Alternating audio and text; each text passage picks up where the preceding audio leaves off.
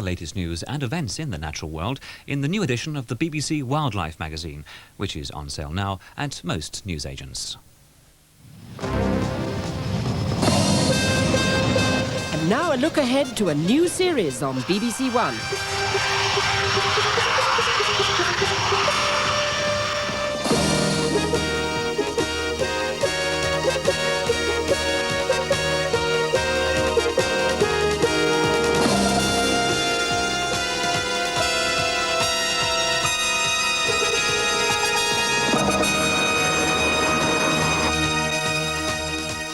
Aircraft of the Empire Test Pilot School from Boscombe Down. Stick forward. For 10 months, a BBC camera team has filmed the progress of 15 young military pilots from 10 countries as they train to be test pilots. Just why do these young men want to undertake the unbelievably arduous training required for test piloting? Really, the variety of the flying which you get in terms of the different types of aeroplanes, the number of airplanes, and the variety of the work. Whereas on a squadron, you spend much of your time doing very similar tasks in order to do them as well as you possibly can and get the maximum out of yourself as well as the aeroplane. The job of a test pilot is much more to look at different areas and analyse them from an unbiased standpoint.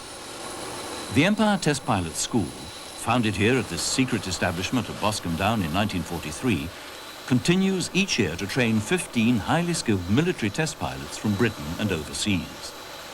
This series follows the fortunes of the students of course number 44 as they come to terms with flying the 12 types of aircraft on the school fleet. Flying so advanced that some sections are actually forbidden in normal RAF service. Simply by factorising that relative 250 hours of ground school and the final examination, the testing of a modern military jet they have never flown before in order to prove they are worthy of the coveted title Test Pilot. A new series starting tomorrow at 8 o'clock on BBC One.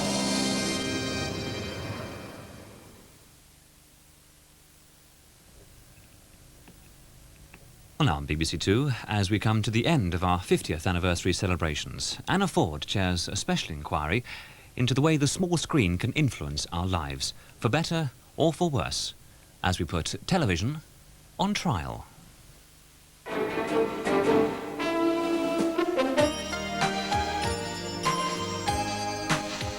You like it? Not a lot.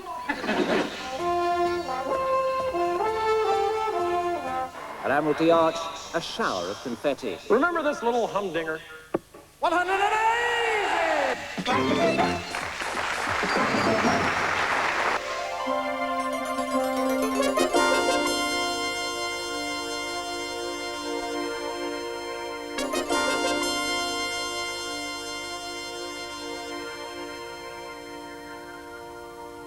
Good evening.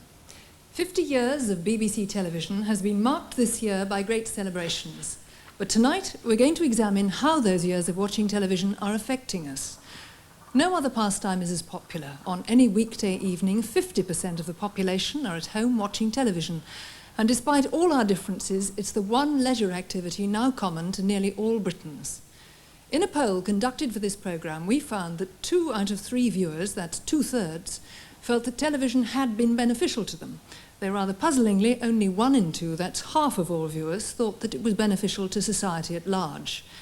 So what are the social effects of television? In order to try and answer that complex question, we've convened an informal court of inquiry to which 3 charges against television will be put.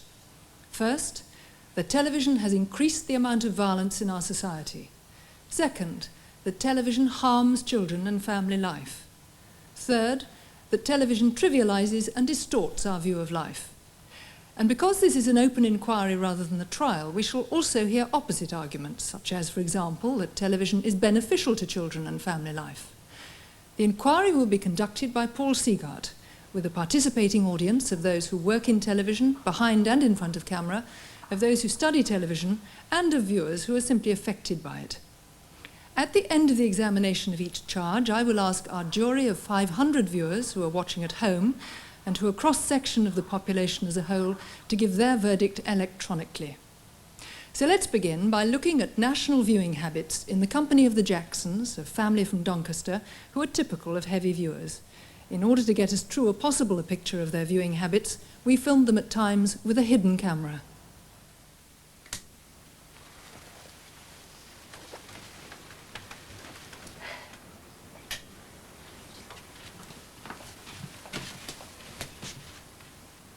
Come on, you lot. It's time to get up. Come on. Morning, love. The television is on practically all day, from first thing in the morning till more or less late at night. If there's somebody in, there's always at least 2 televisions on. There's very often 3 televisions on in the same house. It doesn't mean that we're watching them all the time. It's just the feeling of security and comfort. You know, this may amaze you, but despite the advent of breakfast television, people are watching virtually the same amount as they did 10 years ago. How much do we watch? Well, we have to watch that word watch. In terms of viewing figures, watching simply means being in a room with the TV switched on. It doesn't mean we're actually looking at the screen. In the south of England, on the tops of old walls, like around cathedrals and castles. And it obviously doesn't include those times that we leave the television on when we're not around. As with any event of this kind, there's bound to be a business aspect to it. Having said that, the average family, that's all its members collectively, has the TV on for some 40 hours a week, and a family of heavy viewers for well over 50 hours. Much more than a working week's worth. And every evening, up to 25 million people, that's half the population, are watching. Who watches all these hours of telly? At one end of the scale is the pensioner, who watches some 40 hours a week. Yeah, love. Cup of tea? If she didn't have any television, I don't think she'd be here at all. She's not necessarily watching it, but she's listening to it. But it's comfort for her as well, the feeling of not being on your own. For a young man in his early 20s, views under half that amount. Well, you say that children don't watch all that much, but you often come across, don't you, those who watch well after the so-called 9 o'clock watershed between family and adult viewing. I want to get you back behind the bar, then I can't say. They watch really till the dot goes off. Oh yes, nearly 500,000 children under 11 watch TV between 11 o'clock and midnight on Saturdays. Fewer on school nights, but still enough. To cause some younger viewers to fall asleep in front of the television the next morning.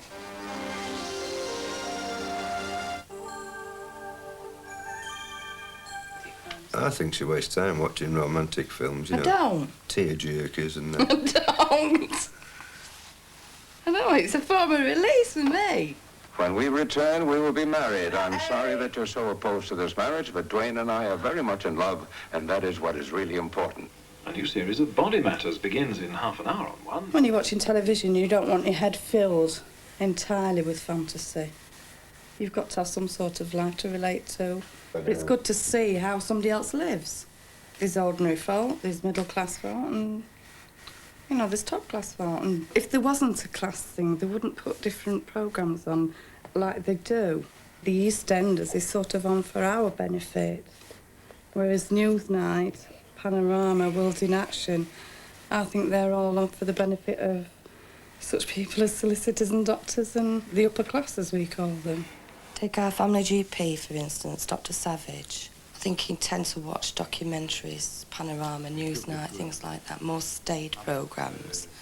But I think he's also got a humorous side to him. Do you ever get blurring of your vision or anything? On the whole, I don't care for what I call American junk programmes. I tend to like many of the more serious programmes, the nature programmes, scientific programmes, but I do enjoy also the occasional comedy and a good film we enjoy. As I've always thought programmes like Emmerdale Farm and Coronation Street and dreadful. But my wife has different ideas and thinks I can become quite addicted if put in front of the screen for long enough. Yeah, well, in fact, I've known Douglas watch anything. Crossroads, Coronation Street, anything, really. We're a little unusual in so much we keep our television in what is really an artificial cabinet. And we don't have any hang-ups about thinking it's staring at us or anything. But my wife just doesn't like it as a piece of furniture.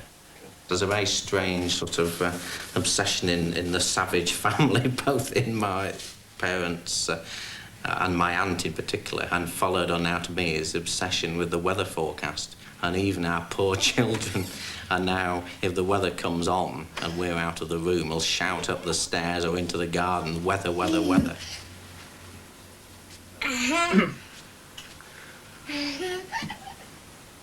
Hello. Tonight's viewing forecast will contain a few surprises. Right across the country, a broad front of viewers from stockbrokers in the southeast to dockers in the northwest will watch exactly the same range of programmes, from light entertainment to heavy documentaries. However much we view, will all watch slightly more entertainment than serious programmes, even those stockbrokers. Contrary to expectation, that narrow ridge of programmes like Panorama and Newsnight attract a predominantly working-class audience. And now to the stormy region of the sexes. All over the map, men will say that they like serious programmes, women the lighter, breezier ones, but in fact the pattern of viewing will be very similar. And though sport broadly remains a male area, women are really warming to snooker, watching more of it than the men. Finally, in the Channel region, we're also getting a changeable picture. The whole country will be crossing the 4 channels regularly to get to the other sides. The summary? Further unsettling of the old beliefs, and the outlook, more surprising outbursts to follow. Goodbye. The weather stands for something because that is the beginning of the adult programmes. Sometimes plan, not always. We might just plump for what comes on. That television is Mal's. If he wants a certain thing on it, he'll watch it regardless of whether I want to or not.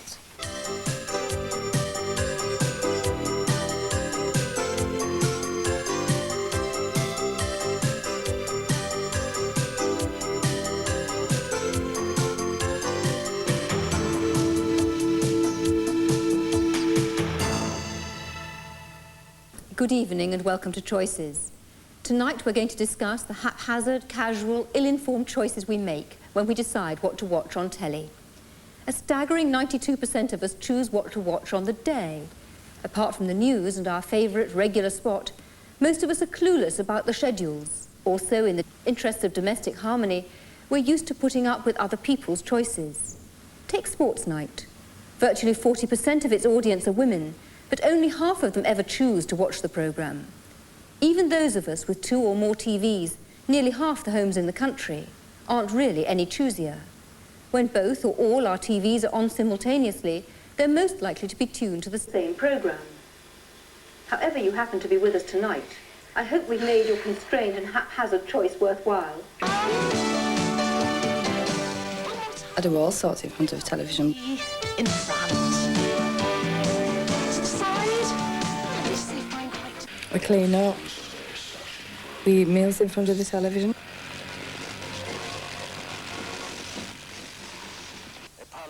The children will get their books out, draw, write, read. You see, Sudan is the only country in Africa. This is the man who married the 6 kitten. I just slump, you know, dropped asleep in front of it, yeah. It's not necessarily for looking at either. When I'm in the kitchen, I'm popping my head through the hatch. Well, when I'm cooking, it's just like the radio. I can be listening, you know, and then if a certain thing comes up that really interests me, then of course I turn around and really watch it.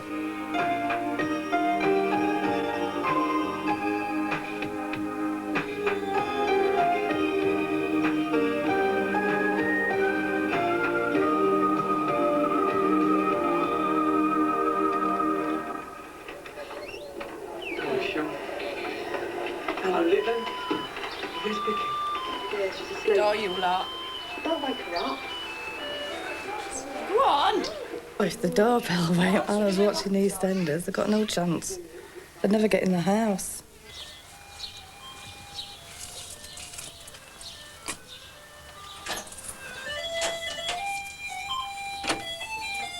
Hello. Are you... Mum. Oh, Mum. Mum. Hello. Hey. How you doing? All right? All right, Meadow. Yeah. Loved it. All right, It's like Meadow. Candy Camera, isn't it? Are you Mr. good. Jackson? I am. Pleased to meet you. Mrs. bloody Jackson. believe it. What are you going to do? Start crying or what? It's only me. How you doing? All right? What's that? He couldn't come with me today. I asked him if he'd come with me. It's him. It's him. Are you going to marry Michelle? I don't know. You're right. Do I get to know people's names and that? This is Can I have your autograph? That's Jay. Yeah, in a minute. That's Charlotte. That's Joe. Joe, I am. And I'm Tom Watt, right? I'm the geezer who plays Lofty on the telly, or Lofty's the geezer who plays me in real life. And these good people thought it would be a good idea if I spent a bit of time here. It gives me a chance to say thank you. I'm sure you've got lots of other things to do. If EastEnders was on at 5 o'clock in the afternoon, chances are that 3/4 of the people who are watching it will be doing something else at the same time. Eating dinner, or having complete strangers turn up at the front door and come in for a cup of tea. And even with the programme going out at 7:30, they reckon about half the people who are watching it are doing something else at the same time. You don't believe this is happening, do you? No. Look. Come here. Give me your arm. Give me your arm. Give me your arm. Look. See? Look at that. No, big chin. Yeah, go on. There you see, it all works. Yeah, he is a bit skinny. That's why I got the job, you see. So I was a bit... That's thin in real life. That's what you look on television now. No, but you have to You squeeze look in the to get in the same, box. 'cause when you go and everything's the same, but... Blimey, is that the right time? Here, look, I should be back bottling up. I better, I've got a bit of explaining to do when I get back, I think. Lofty! What? About to take Michelle to the theatre tonight? Do what? Go on, get your skates on before you miss the first half. What's this all about? Look, here's the tickets. Go and get Michelle. What about the baby? I'll take care of that. Or Sharon will. Hey, thanks a lot, eh? When my mum and dad's upstairs and they're watching television, we're normally downstairs and watching television too. And when it's finished, we lock up and then we turn television off and turn lights off, and then we go to bed.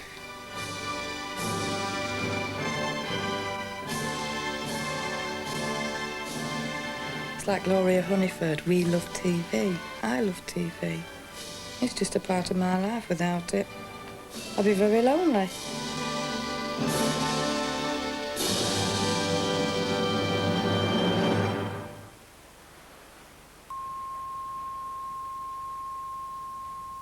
Mr. and Mrs. Jackson have joined us here in the studio this evening. Welcome. Well, that's how we watch, but what is the effect? Let's examine that first charge against television, that television has increased the amount of violence in our society. Does violence seen on television make us more violent?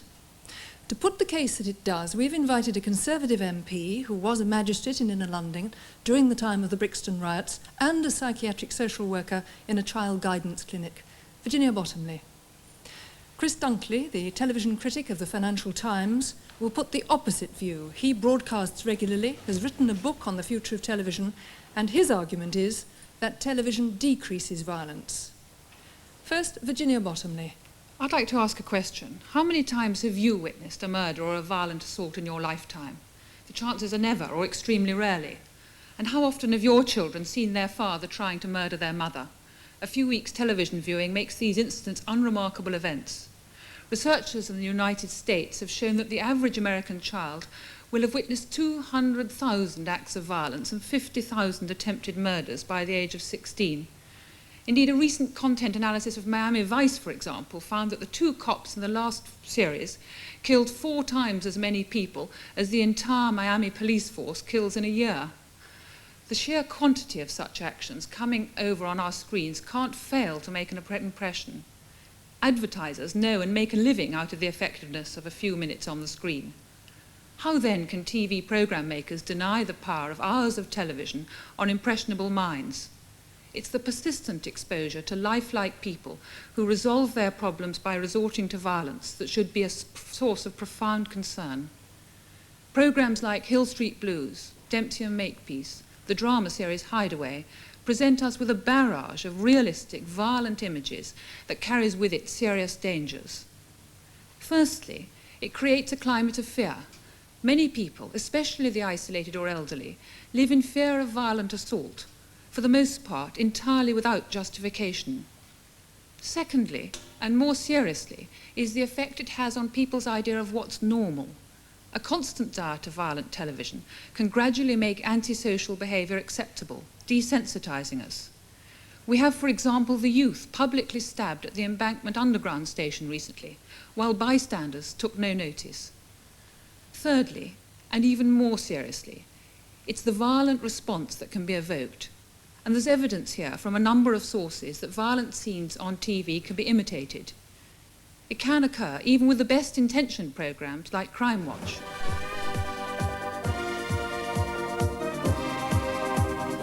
Next we move north to Derbyshire, where Christmas came early for a tall, lanky robber.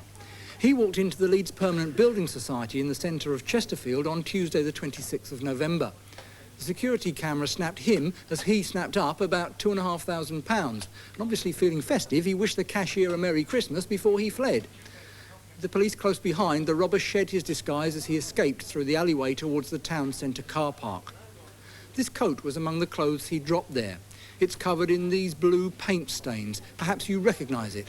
And remember the man we're after. He's about 6 foot tall and very slim.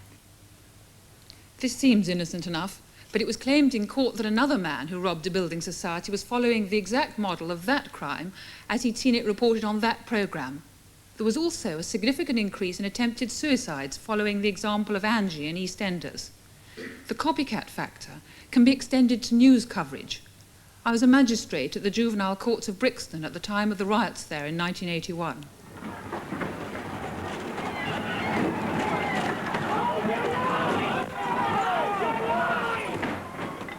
There were clear indications here of an imitative Me Too syndrome as the disturbances spread to other parts of the country. This was confirmed in Lord Scarman's report, which blamed in part the media for the escalation of riot and disorder. I'm not suggesting oppressive news censorship is the answer, as in South Africa, but I do believe this necessitates more sensitive handling of news stories.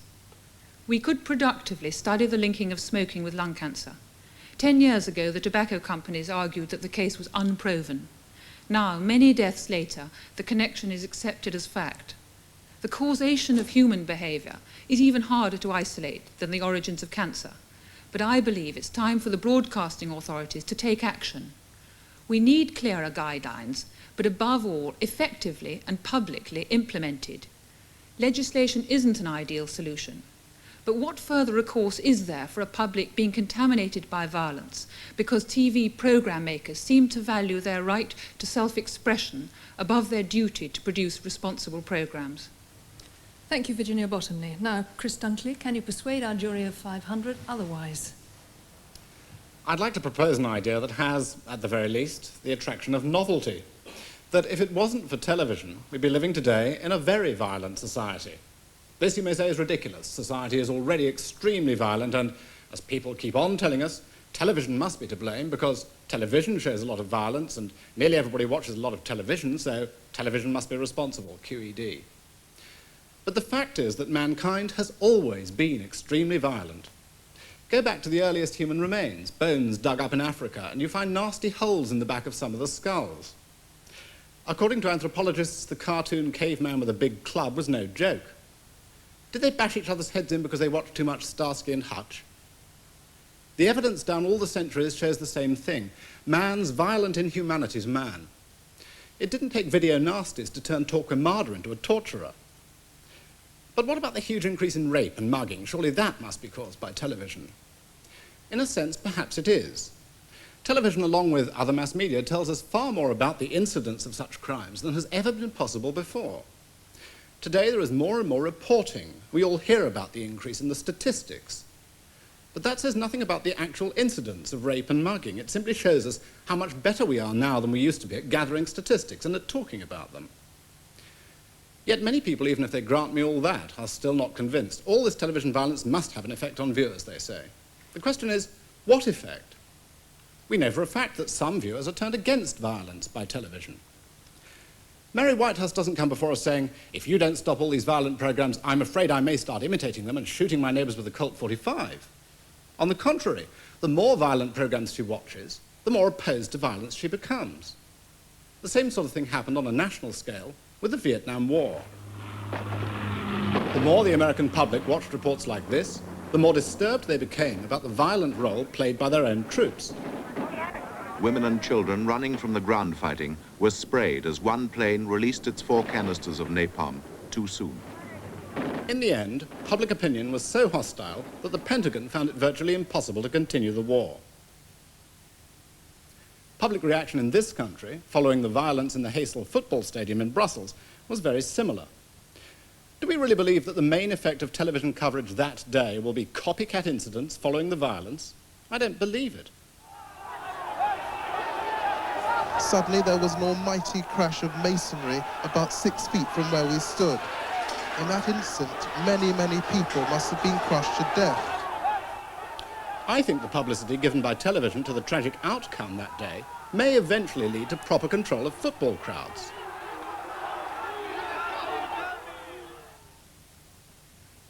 But what about all the fictional violence, all those shootings and stabbings in the crime series? The question is, in the late 20th century, with so many millions of us packed tighter and tighter living on top of one another, why hasn't civilization broken down totally already? Could it be that we've been saved, for a while anyway, by television coming along in the nick of time and offering, for those who need it, an outlet for their violent urges? Could it be that the nightly dose of violence from the screen is just enough to take the edge off the violent appetites of the young tearaways who would otherwise have destroyed our society by now? The idea certainly fits in with the notion of catharsis, as explained by the Greek philosopher Aristotle. In his view, one of the purposes of drama was that, I quote, by exciting pity and terror, it gives a healthy relief to such emotions, unquote. And certainly we do know that juvenile delinquents are much more predisposed than most people to watch violent programs. Normally, you're told it's the programs that make them violent. I'm suggesting that since the world has been producing juvenile delinquents since time immemorial, without any help from television, perhaps their attachment to violent programs today might be therapeutic. Am I serious? I'd certainly say that my argument is at least as sensible as the one that claims that after thousands of years of horrific human violence, come 1936 and the invention of a new form of electronic mass communication, we can all heave a sigh of relief and blame all subsequent violence on the telly. How easy if that were true. Stop television violence today, and violence in society would stop tomorrow. If you'll believe that, you'll believe anything. Miss Dunkley, thank you very much. Now, Paul Seagart, do you wish to question the speakers? Mrs. Bottomley, you've watched, no doubt, like everybody, a lot of violence on television. Has it desensitized you to violence, made you feel more callous, more brutalized? I'm so pleased you asked. I worked in a child guidance all those years, and my 10 years' experience there would suggest that if you live in a wholesome family environment with parents, grandparents, neighbours, in a fairly stable setting, you probably are better at distinguishing between reality and fantasy. But if you lead a more bleak or impoverished life, if you live on your own in fairly bleak surroundings, your television characters take on a much greater potency. And we're now talking about youngsters watching 3 hours a day, and for this preschool children who have very few other outside models to follow from, those are the people who I think are particularly vulnerable. Forgive me, let me put the question to you again. Have you been desensitized through watching violence on television? A very fair comment. I absolutely, personally, hate watching violence on television, but let me quickly tell you that as an have MP... you been desensitized? I don't know. But also, as a Member of Parliament, I have to confess that of all people who watch a great deal of television, perhaps, as you know, MPs watch a Newsnight and Spitting Image, and apart from that, that their repertoire is not very great. Mrs. Bottomley, you haven't always been an MP. You've lived all your formative years happily during a period when we have had television and some amount of violence on it. You must have seen violence on television ever since you were a child. Do you feel that as a result of that you've been either desensitized, made more callous, made more brutal, or tempted to be a copycat of violence that you've seen? I don't think I have, but neither have I been influenced by the example, for example, to smoke cigarettes. And I don't think it's a sufficient argument to say that because it hasn't happened to me personally, there isn't a very legitimate and important question that needs to be asked. Mr. Dunkley, let me come to you. If I understand your argument correctly, you're saying, at least as a cockshy, that may well be the case that violence on television actually reduces the amount of violence in the real world. As a hypothesis, yes, indeed. That's your proposition. Logically, if that was right, we ought to have more violence on television, oughtn't we? Not necessarily, no. I'm not saying that there is an arithmetical connection between the two things, and that the more violence you show, the less violent people will be, because I think apart from anything else, I would certainly agree with Virginia Bottomley that we're only talking about a tiny proportion of society anyway. We're not talking about everybody. Virginia Bottomley is not affected by it, nor am I, nor are you. We're talking about a very, very tiny minority. Well, then you are saying, aren't you, that really it doesn't matter how much violence we have on television, and even if we were to double it or multiply it by 10, it wouldn't do any harm to the fabric of society? I don't know. Would you like the experiment carried out? Personally, no. I hate violence on television and turn off the A-Team and all the rest of it. Perpetually. I mean, my children tend to watch it somewhat, I have to admit. I don't. I don't like it. And for me, personally, no, I don't want to see any more violence on television. I have campaigned for years against violent programmes. Incidentally, I think there's far too little sex on television, but that's another thing. Do you mind your children watching violence, if you hate it as much as you do? I don't personally enjoy it when I come into the room and they're watching it. But I have seen no evidence whatsoever that it has an effect on them, any kind of deleterious effect upon them, or that they pick up a mallet and rush around the corner to hit somebody over the head, or anything like that. I think, in fact, that it is just as arguable that they're getting rid of those things from themselves by the use of the television as the argument that, in fact, they're driven towards it. All right. Thank you. Now let me introduce two people who come across violence either side of the screen in their work. Actress Glynis Barber, who plays the female cop Makepeace in the hugely popular and quite violent Dempsey and Makepeace series, and probation officer Dick Whitfield, who works with offenders, some of whom have been convicted of violent crimes. Sergeant Makepeace, I believe. Yes, or Glynis Barber, occasionally. Glynis Barber here. What role do you play? I play a policeman, Detective Sergeant Makepeace. Policewoman, I think. Policewoman. WP? Well, sometimes yes? I get confused with the writing. Woman police sergeant? Yes. In the Metropolitan Police? Yes. I think you undercover. Yes. I think you carry a gun, don't you? Yes, I do. Do you ever use it? Yes, not as much as my partner, but certainly too much, yes. Do you shoot people with it? Yes. If you had young children, would you let them watch your present programme?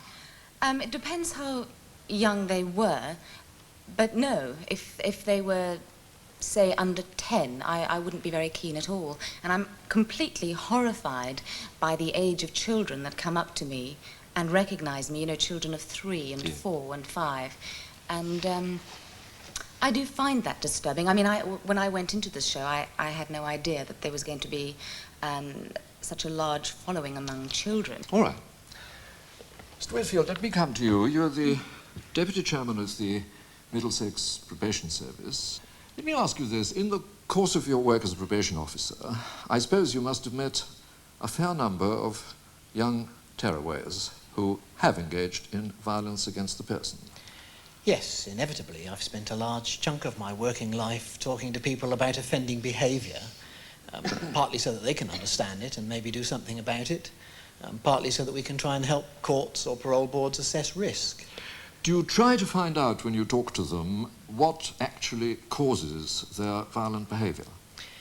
Yes, a lot of probation officers use a technique called situational analysis, which may sound rather grand, but is actually just a very painstaking way of going back over sequences of events to try and find out not just what happened in the 10 minutes before the offence was committed, but what sort of trigger factors there were, which led to particular kinds of behaviour springing from them, and therefore the offence being the end result. Okay. Out of the many, doubtless, different causes of violent behaviour in youngsters, where do you rank violence on television as an influence? I don't think television even comes on the scale. If you stop and talk to people, particularly those committing violent offences, the springs of the behaviour are much more complex. They're to do with family, environment, friends, the kind of institutions they've maybe been in. Violence, it seems to me, comes from fear, hopelessness, desperation, occasionally boredom, I think. Certainly I don't think television rates on that scale at all. Virginia Bottomley makes the point that, all right, we needn't worry about us, all us well-adjusted people. It's the ones that are vulnerable, it's the ones precisely who come from broken homes, who haven't had the parent support and so on. They're the ones who are, as it were, most at risk from violence on television. Would you agree with that? Because they're the ones you deal with. I don't think my experiences have borne that out. I can remember doing a night duty in a hostel, for instance, where some of those with the most difficult and vulnerable backgrounds were all congregated together. And we watched the video of Scum, which I found incredibly violent, very distasteful, and didn't have the sort of effect on the residents of the hostel that I would have expected at all. What effect did it have? It quietened them down considerably. It made them stop and think. It made them stop and think what it's like to be both on the giving end and on the receiving end. It was one of the quietest night duties I think I've ever had. Thank you. Well, this is one area where we might hope to turn to academics for an answer, for violence on television has been the subject of extensive research. Some 1,000 studies exist, and each has tried to assess the effect that watching acts of violence can have on a viewer's behaviour and attitudes. One of the first influential experiments was carried out by an American psychologist in the early 1960s. Here, the original experiment has been carefully reconstructed using British children. He showed nursery school children a film in which an actor was seen attacking a large punch doll, a bozo doll, in various unusual ways. Then the children were taken one by one into an adjoining playroom where there was another bozo doll. The scientist watched them at play through a two-way mirror. How closely would they imitate the behaviour they'd seen on the film? And would they hit the bozo doll?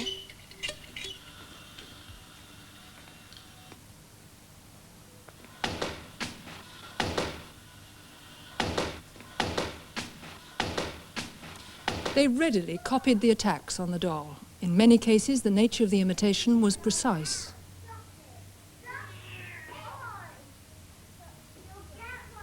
But you may find this sort of experiment begs many questions, and even if the experiment itself is flawless, can we assume logically that television has the power to fashion potential hooligans and muggers in the real world? So can academic research help us? With us are Michael Tracy from the Broadcasting Research Unit and Dr. George Gerbner, who's Dean of the Annenberg School of Communications at the University of Pennsylvania. Just looking at the academic research that has been done, broadly speaking, do you reckon that the effect of violence on television on violence in real life is measurable? I think it's extremely unlikely that it's measurable, for one very good reason, that it is quite clear, as Chris Dunkley said, there are lots of influences in people's lives, lots of different influences, family, friends, class, the whole history of the society, culture and so on, peer groups.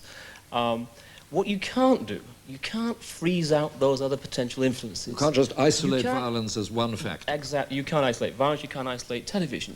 If we live in a kind of Orwellian world where we could control for all those other possible influences, then we would be able to detect, to measure the role of television. We simply can't do that. And that is why it's more than 1,000 pieces of research. There are maybe 5,000, 6,000 pieces of research. What they cannot do is freeze out television or freeze out the other influences. Therefore, we can't measure it. All right. Dr. Gerbner, what do you say to that? There's Mr. Tracy who says you can't actually measure, however good your research, the effect of violence on television on people. Do you agree with that? I am in a peculiar position of agreeing with everybody. The problem may have to step back a bit and say, now, what is the question? Researchers ask different questions. Everybody who is speaking has a different, basically a different question in mind. In one sentence, if you can do that. In one sentence, we find that a few people are given the idea that violence is a solution to many problems. Most people are made insecure, they're made dependent, they're made to depend on authority because basically violence is a demonstration of power. And the lessons we learn is how power works, who can get away with what against whom. These are the fundamental lessons learned from exposure to violence.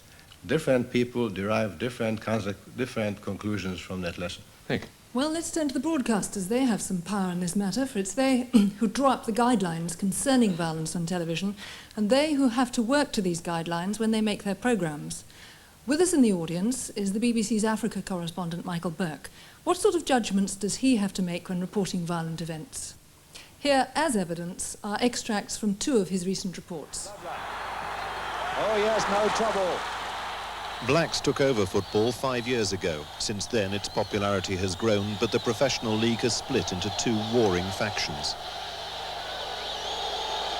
Violence like this has been the result.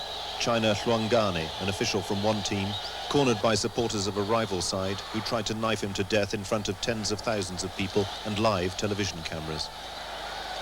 He survived, but other officials and at least one star player have died in soccer gang wars. Leandra isn't the only place where vigilantes seem to operate with the blessing of the police. As long as no action is taken against those who openly boast of murder, then that suspicion is bound to grow, and revenge is the obvious consequence. Dozens of mourners broke away to attack the home of one of the young vigilantes. His sister and mother inside expected to die, but survived. The boy himself was chased in his backyard. He was cornered and knifed to death. At this moment, BBC News editors cut the film so that shots of the informer being hacked to death were removed. Paul. Mr. Burke, those were pretty horrific scenes. What made you decide to shoot them and to send them home for viewing here? Well, news is in a sense the unusual, but it also, to my mind, ought to illustrate the general truth about what is happening somewhere. That second film of the murder of the boy in Leandra, it's very difficult. You have to make these judgments. You have to, first of all, you have to realize these decisions are made within a matter of moments. And decisions in London on whether to show bits or all of it are also made in a matter of moments. We're talking about seconds here, not weighted decisions. Well, let's start with you. I want to know how you make your decisions about what kind of violence you film. All right, I was at that murder with a cameraman. I watched it all happen. And as in most of the other killings Did you know I've it was going seen... to happen? No, no. What, when we went out that day? No, not at all. How did you happen to find yourself? We were covering a funeral, and there was a lot of tensions in the township because of the rival groups there, and a group of mourners broke away carrying weapons, and we followed them to see what was likely to happen. Now, I've seen a number of people killed, and on each occasion, and that one specifically, the manner in which that boy died was so dissimilar and so sickening in comparison with the sanitized, fantasized violence that appears in fictional television. One moment he was alive, and the next minute you could practically see, it sounds almost religious to say so, you could see the spirit leaving his body, and in a matter of a fraction of a second there was a live and terrified young man, and a couple of seconds later there was a corpse. And your judgment... My judgment was that the shooting BBC would not...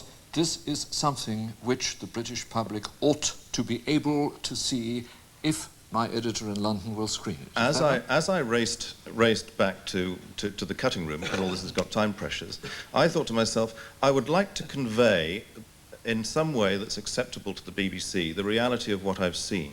I would like my children to selectively to have got the impression from that real violence and real death is totally different from that which they are watching on their children's television programs.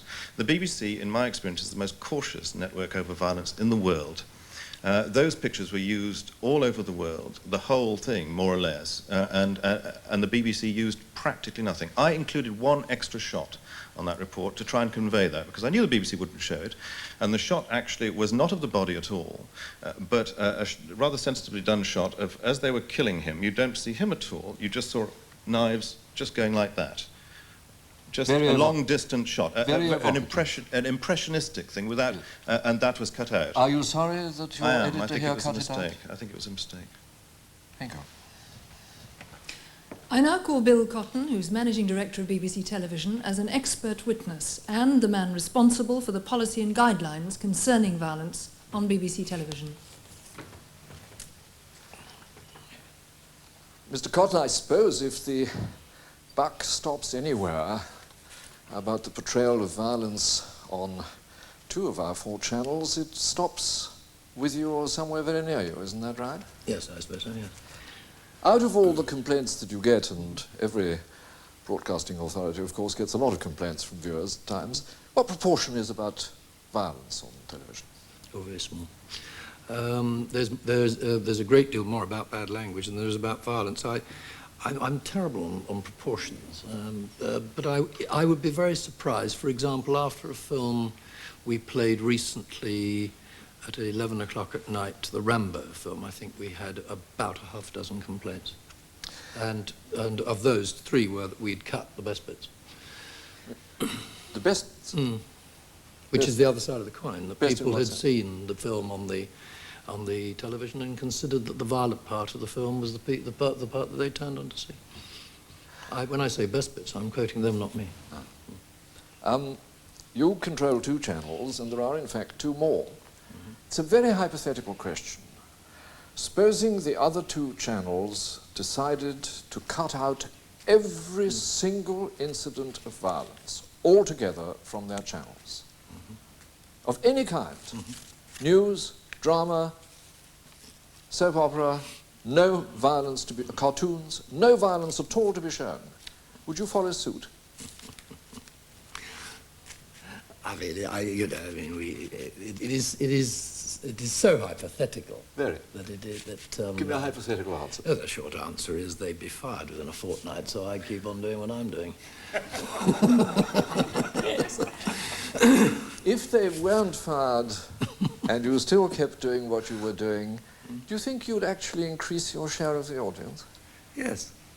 Obviously we would, because as I say, drama is the very... I mean, you can't tell the truth without talking about not drama, without talking about violence. You just can't portray anything without accepting the fact that that violence is a part of life. Yes. All right. Mrs. Bottomley, you've now got your opportunity, because there in front of you, you've actually got a man who makes the rules. Wonderful. And could I ask you, very quickly, because we're nearly at the end of it, what would you like him to do that he's not doing already on BBC television? He can't, of course, control the other 2 channels. First but of all, in an ideal world. Wonderful. First of all, forget the 9 p.m. watershed. I don't think the 9 p.m. watershed means anything to anybody. We always know how many children watch later. It's almost become an excuse.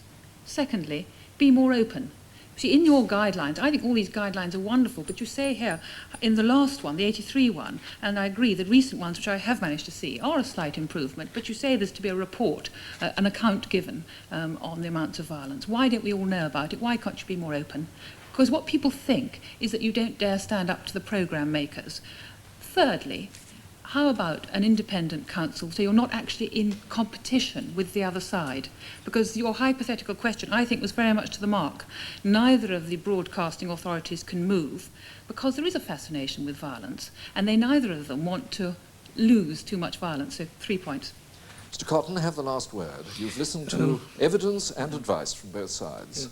The report, we report to the Board of Governors if, the number of acts of violence that we consider to be beyond the normal. And they're very, very small. They're very small. Now, we can publish them. I don't know where we would publish them for a start.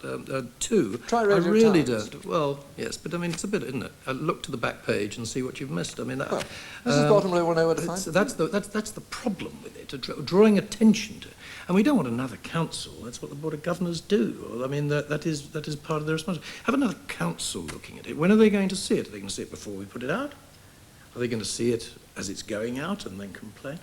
I mean, the British public, I have absolute faith in the British public. I don't subscribe at all to your thing that we're all right, but they're in terrible problems because they're impressionable. I think the people who are impressionable get impressioned in all sorts of places. And if you stopped it all on television, they'd still be impressioned in pubs, or they'd be impressioned by somebody talking to them. So I don't actually, I don't believe that the council is required. By all means, I'll look at the report. The fascination with violence, as I say, there is an inevitability, and I think anybody. I mean, I was so surprised to hear you say that you did not think that King Lear is a subject for television. Let me get you off King Lear. And the violence in King Lear. Let me get you off King Lear, because on that we can go on for a long time. I'll just ask you one final question. Broadly speaking, in the light of what you've heard, do you think you're on the right lines? And are you going to go on much as before? I mean, let me be very clear. We have agonized over the last 3 months about violence. We have had a great many meetings. We have shown to various sets of producers all sorts of television sequences that I personally have considered, and so has the director of programs and other people have considered to be badly done. And I prefer to call it badly done than anything else, because that is what I'm much more worried about. And that and we're hoping that with this new set of guidelines, that producers themselves, because you have to win the heart and the mind of the producers. When I said we are frightened of them, I'm not the least bit frightened about program maker. I'm a program maker myself, always have been. You have to win people's hearts and minds that this is the best way to produce the program. You can't do it by edict. And I think we are well on the way to making sure there is a decent thought given every time to the use of violence. And that is actually what we really have set out to do. Let me leave you with that thought. Anna. Thank you, and thank you everybody. That brings us to the end of the first part of our inquiry. We've heard a variety of evidence and opinions, and now leave the argument to you at home. Watching the programme with us tonight is a jury of 500 viewers, chosen as a cross-section of the British viewing public. Each is equipped with a computer terminal with which they can register their vote, and the results will appear immediately on our screen here. So let's call for their verdict on violence on television. Now the question is, does violence on television increase or decrease violence in real life? And you have a choice of answers. It increases real life violence a lot. It increases real life violence a little.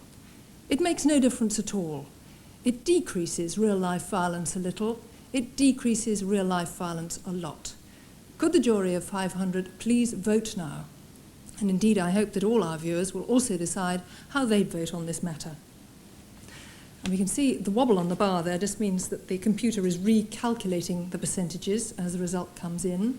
And there we have a result very quickly. 23% believe that violence on television does increase violence in society a lot. 39% believe it increases it a little.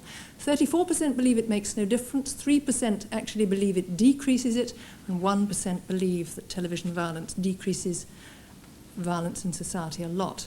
So the Chris Dunkley view, I'm afraid, comes in there for rather a lot of criticism. But there obviously is some concern at the top of the chart. 23, 39, 34% of people 34% of people who believe that it makes no difference at all. But the two top percentages of viewers who do believe that violence on television and are concerned about the amount of violence affecting violence in our society. Well, thank you very much to our jury of 500 voting from home. We'll be calling on you yet again for your verdict at the end of part 2 of our inquiry, to which we now turn. Let's now move on to television and the home. What effect does television have on children and on family life? First, a brief film montage to suggest some of the issues that we'll be discussing. If you had to choose, would you rather give up your friends or give up your TV? My friends forever. My friends.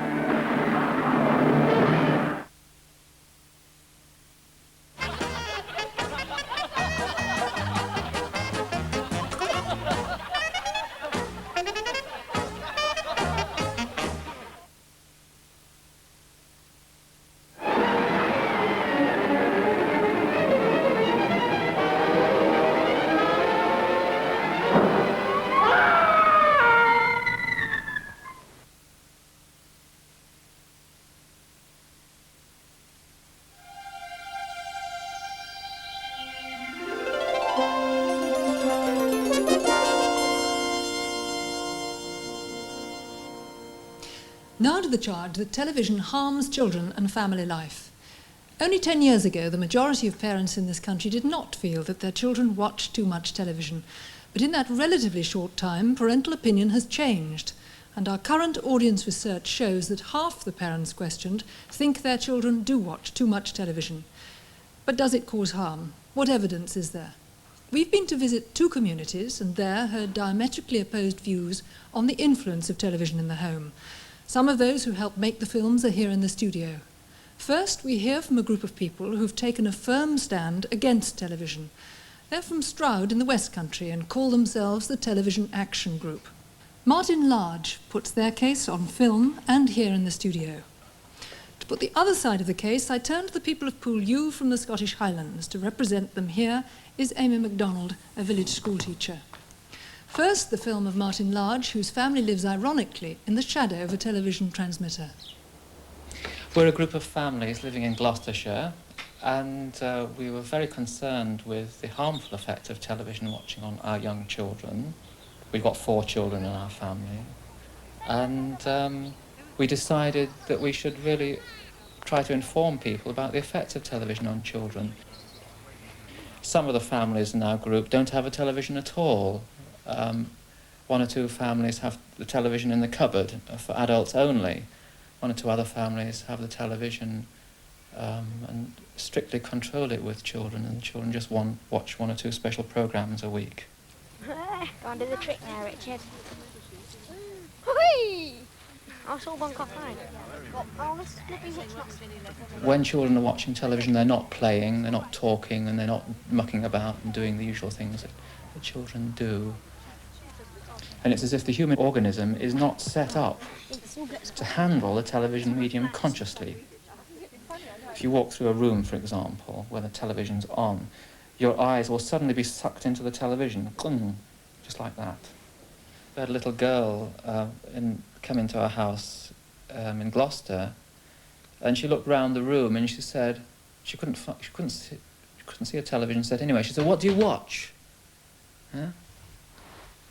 As if watching was an activity in itself, irrespective of content. I think the development of the creative imagination in the child is crucial, and it's very much affected by watching television. And we have 3 children, and I've worked early on in my life as a speech therapist and also for quite a long time as a teacher of all ages of children. And from my own observations and experience, I would not want it in the house where they're young children. I think it's very unhelpful for their development. Because we've never had it, I suppose the children don't miss it. And a lot of our friends don't have it either, so that's very good for us because we don't have to worry about the children being envious of other children. But in fact, it doesn't really come up much at all because they're very busy doing their own things. Climbing trees and things like that. Games. Board games mainly. What sort of things do you make? Well, boats and things like that. Sometimes I play cricket and stuff like that. And I do drawing and when it stopped raining I just go outside and play with the hens and stuff like that. You don't mind not having a telly at home? No, I don't. If you're subjected to a high diet of television images, a commitment to learning language is undermined, and you get children arriving in preschool nurseries with a limited vocabulary, because you can only learn language by family conversation, talking with other people. And research in America has shown that the rise of viewing is directly correlated with the decline of literacy, language skills and reading. Our children read 2 or 3 books a week each, just read and read. And I personally feel that children should really only watch television when the reading habit has been fully developed. I've also known a child who had a bad stammer, and it came out that when he went home from school and wanted to tell his father what had happened all day long, his father watched television all the evening, and he was constantly saying to his father, "Dad, at school, at school," and the dad would say, "Shut up, I'm watching a program." I mean, that's just another aspect of it which I experienced. We as a family, we have such full lives. The children all play musical instruments, they read, they mess about in the garden, they play sport. And we find the more we do with children in terms of crafts and hobbies and sports and activities, the more able they are to amuse themselves. Flying. All they need is slight directing. When they're little, they need more, whether it's real play, turning tables into houses, having boxes of old clothes for them to dress up or whatever. The Larges believe that alternatives to television can also be found in the city. We started out in a very small flat in Bristol with 2 babies, and then a house in the middle of Gloucester. So we've had had a lot to do with city life. It's harder. It requires imagination. And okay, ready? Do big one. And it can be done just as well as if you have a garden and your own facilities. Uncontrolled television almost takes over family life. You either control it or it controls you. People don't have meals together. People watch it before breakfast. People watch it when they come in the evening. People have arguments about what to watch, and they resolve that by having a television in each room. So people sort of don't talk about what they're doing. And it's replaced many of the family games and pastimes and activities that people used to carry out. I think it's a huge intervention into family life.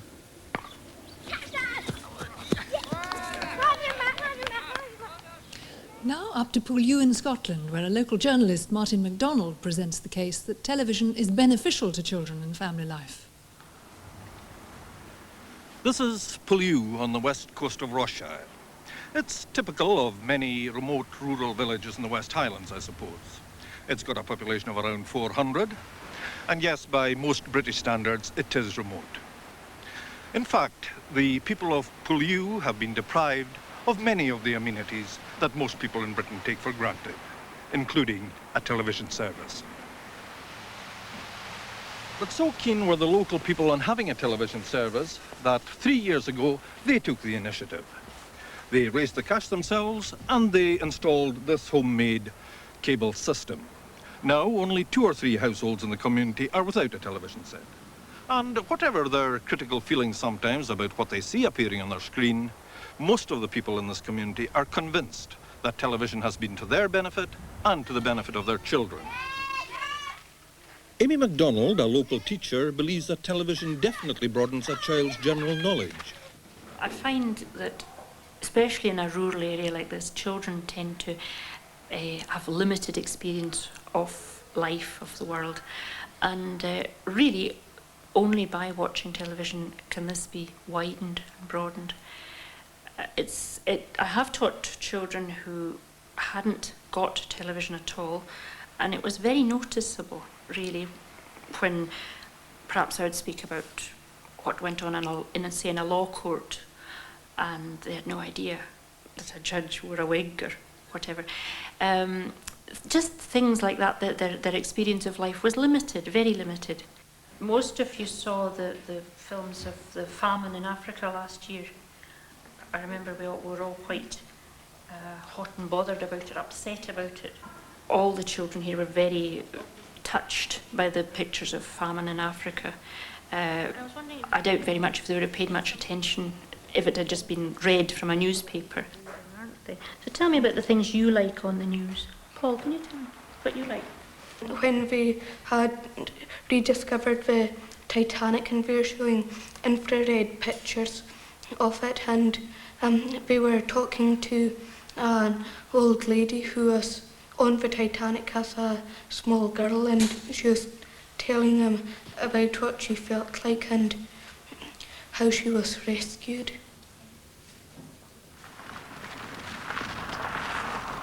Such insights into other worlds are appreciated by Murdo MacLean, father of 3 boys.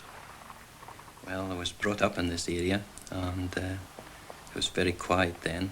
Not many incomers in the area, and the views of the people were much more limited. Nowadays, the kids, well, they've all got wirelesses. They see the television, and they seem to appear to have about 10 times the knowledge I had at that stage of my upbringing, anyway. And it definitely has a lot to do with what they see on the television and that. Penny McLennan has found television has had very practical advantages for her children. I think as they were growing up, and really at the toddler stage, I've found it very helpful. In fact, when I was expecting Kenneth, I used to have a lie down in the afternoons and tell Fiona to watch the children's programmes, little knowing that it was all about the birth, the programme was. And so when I went into hospital, Fiona was able to tell her granny what was happening to me and stayed with her granny quite happily until I came home.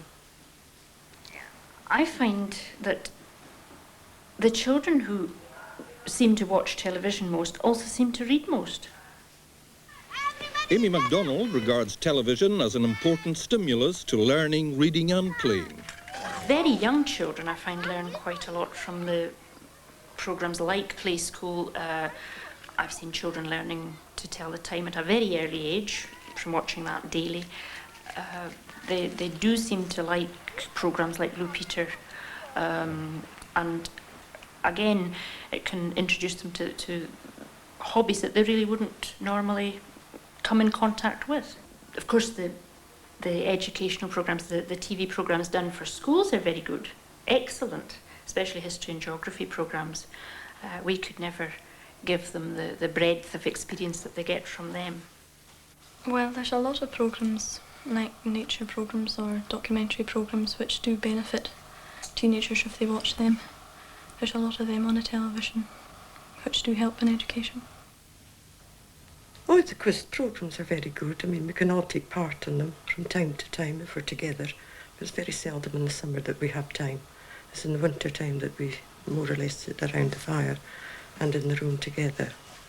In fact, I think it's enjoyable. It makes it a nice evening sometimes. So here, television is seen as a definite asset to family life. The children in the school here tend to feel that they like sitting round a cosy fire with their family watching television. It's a family togetherness thing, and they enjoy that. Also, afterwards, they discuss things. Perhaps they talk more than they would otherwise, because they've all shared the experience of the programme. They talk about it, discuss it.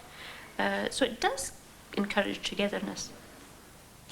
Well, there we have two views, not city and country at loggerheads, as you might expect, but two rural communities with radically divergent opinions on whether television damages family life and children. Paul Seagart, you have some questions for Martin Large and Amy MacDonald. Mr. Large, I imagine your children won't be watching Daddy on this programme, will they? I don't know. We haven't decided yet. I was trying to watch the hockey final with my 10-year-old son, but only the sound worked. Oh, you've actually got a television set? Well, yes, but it doesn't work. Our family policy is that we've got 4 children, and when our children are 10 or so, they can watch 1 or 2 special programmes a week of their choice.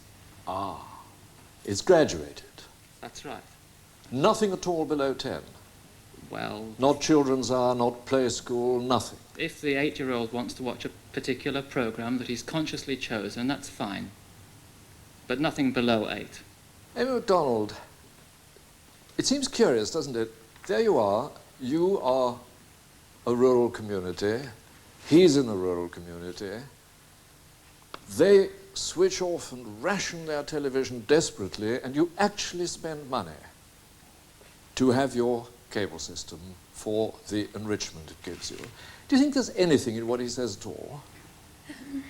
Yes, I would like to clarify one point. I don't believe in children watching television non-stop. I do believe that with young children, it's up to the parent to choose the programmes, to select the programmes suitable for that child.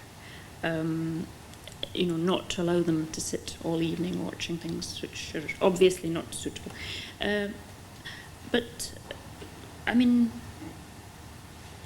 well... Would you mind if you had a child that read thrillers non-stop every evening? I mean, isn't it the non-stopness that you mind about, of just doing one thing and nothing else? Yes, I don't think it's good for anyone to do one thing non-stop all the time. You know, I think children should broaden their minds, broaden their width of their activities so that they can do different things. Yes, thank you. Let's hear a reaction to those films, and two people who I know have got strong views on the subject, Belle Mooney, who's a writer and broadcaster, and Anna Hume, who's head of BBC Children's Television. Belle Mooney, I just want to come to you at the moment as a mother, and you've got a couple of children. Do you find watching television has stopped them learning to read and anything of that kind? Not stopped them learning to read. I would say with my son, who's 12, it has inhibited his reading to the extent that he would prefer to watch television than read. He has to be made to read, whereas I, at a similar age, only had the choice of reading. How do you know that it's actually television that's been the main distraction?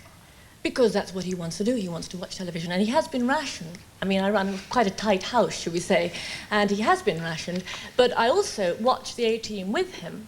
I was watching the A-Team on Saturday night, I have to confess, because I think if he's going to watch certain television programmes, I want to be in there passing comments. Anna Hume, you are actually responsible, I think, for about 1/8 of the total output on BBC One, and on top of that, for a little bit more on BBC Two. Do you think what you put out stops children from learning to read? No, I don't at all. In fact, I think it works in absolutely the opposite direction. We know that a lot of children go to the book having seen it on the television, so much so that the libraries have to be tipped off in advance what is going to be read on Jackanory or what is going to be dramatised, because otherwise there's such a rush on the book that they can't cope. So it certainly has an effect in those terms. And I think one of the other things that was mentioned was that television was anti-creativity in children. I don't think that's true at all. If you see the kind of drawings and artefacts that we get sent as a result of television programmes, it is certainly a stimulus to creativity in that sense. Right. I now want to call our second expert witness to try and settle some of this controversy about the effects of television on children's learning. She's Maura Messenger-Davis, a researcher into the effects of television on learning and works in the psychology department at the North East London Polytechnic. She's currently working on a PhD thesis and she has 4 children. Mrs. Messenger-Davis, give us an idea of what the research has shown about the effect of television on the learning of young children. Well, have we got all night? No, I'm afraid not. Give us the shortest version that you can think of. Well, to pick up reading, which is something people are very concerned about, a recent very large study in America, I'm sorry, we always refer to American studies because they do these things properly, showed that there was no relationship at all between the length of time that children spent watching and their reading performance. Whether they enjoyed reading or not, whether they were doing well at reading at school or not, was not related to the number of hours they spent watching television. Any kind of television, not just educational television. Any kind of television. Yeah. They just measured the amount of time that children were watching. And in fact, with one particular group, there was a positive relationship. 9-year-olds who enjoyed reading the most also watched the most television. So it's not a simple tie-up. There may be times in children's lives where they like drama, fiction, reading stories, and that makes them watch television and also read books. Does parental influence count on this? Of course it does, yes. Are there research results about this? The difference between parents who try and develop some kind of critical faculty and choice in their children and parents who don't? Yes, I mean, the research results there are, look at things like social and economic status in the families, and obviously those things have to be taken into account. Children from the lower social economic groups, as they are called, tend to watch more television partly because they do less things outside the home. They don't have expensive music lessons or get taken on expensive theatre trips. So obviously television is something that's accessible to them. And these things have to be taken into account. But it doesn't mean that they do more poorly at school as a direct result of their watching television. There are obviously other factors if you belong to what is called a disadvantaged group. Yeah. Thank you. Dr. Gardner, you wanted to make a contribution. It is true that if you compare light and heavy viewers on the reading on the whole, you find very little difference. But as you have suggested, if you divide these viewers between the low-income, low-education, relatively isolated people who have few cultural opportunities, you find that their reading dramatically improves. They read faster, they learn quicker, and they read more than their parents used to read, who've had few cultural opportunities. And are you saying that's because of television? It's because of television. It's clearly television exposes them to books that they otherwise would never find in their home. It leads to buying books. It leads to greater and expanded cultural horizons. But the opposite thing happens. The children who come from home in which there was a very rich and active cultural life, if they watch television as a ritual, not on a selective basis, but if they watch television non-stop as a ritual, they do less well in school, they score lower on IQ tests, on all kinds of scholarly achievement tests than their parents used to. So television is a great homogenizer. It brings up the bottom and it depresses the top. You're saying it's enriching for the poor and impoverishing for the rich. Isn't that marvelous? So far, no one's mentioned the effect of television watching on marriage. Can television break a marriage or stop a marriage from being broken? We've invited Delbert Westmead, a marriage guidance counsellor, to give us her views. What's television do? Mend marriages or break them? I don't think it does either. I think what we find is that we have two sort of complaints that people bring. And the first complaint is that the woman says what he does when he gets in the evening is sits down, watches television until it's time to go to bed. And we hear that quite a lot. And the other complaint is, well... Stop there a second. If there weren't a television, what do you guess he would do instead? Go out to the pub? My guess is that. That's why I don't think it's actually television that is causing that. I think it's what is happening within the relationship that is actually making him sit down in front of the television and watch it all evening. I think there would be other alternatives to the television. We're talking about a man who, for one reason or another, doesn't want to talk to his wife in the evening. Exactly, because that's really one of the things, again, that women say more than men, but it's not only women that are saying that really they switch on the television to switch her off. Television can be used in this sort of conflicting role. Can it be used the other way as well, as something which repairs relationships and improves them within a marriage, within a family? It can be, in so much as, for instance, there are things that people actually like to watch together. A lot of the humour is if you've had quite a row, you find that you go and watch something that is shared by both of you and enjoyed by both of you, that can be a sort of breaking of tension. The other thing I think that happens is that some couples find talking quite difficult, and though they avoid talking to each other, things that happen on television can sometimes stimulate them into discussing things. Yes, thank you. Also here in the audience are Adi Cox and Pat Payne, who are reigning champions of something called teleaddicts, and with them are the Jacksons, who we saw very early on in the programme. Mrs. Payne, congratulations on your unbeaten record and the title. I suppose you must have watched more television than most people in the country in order to get that. No. You must have watched quite a lot. No. As a family, we feel quite normal about the television. You do. What effect does television have on your family? I think it brings us together, really. I think it's the one thing that all the family do together. Let me come to Mr. and Mrs. Jackson. We've already seen you in the film at the beginning. Can you imagine life without television? I can imagine it without television, yes. What To would be it- non-existent. Thank you. Perhaps being deprived of television is a more common nightmare than we suppose. There have been a number of controlled experiments all over the world to find out what happens when the screen goes blank. One of the best known was filmed in Minneapolis in 1983. 5 families were chosen at random. They volunteered to do without television for a month, and here are just some of their reactions. It makes me nervous. It does. It really makes me nervous to know that I can't go turn on my set and sit down and watch TV. It's really nerve-wracking. I've been catching up on my rest. Saturday night, I think I went to bed at 8 o'clock, which is very unusual because of just nothing else to do. I'll be thankful to have it back, I'm sure. Very thankful. The only reason I miss it is that it is a pacifier, you know, for the children. I mean, it takes your mind off of a lot of things. That's why I like TV, too. You know, you don't sit there and think.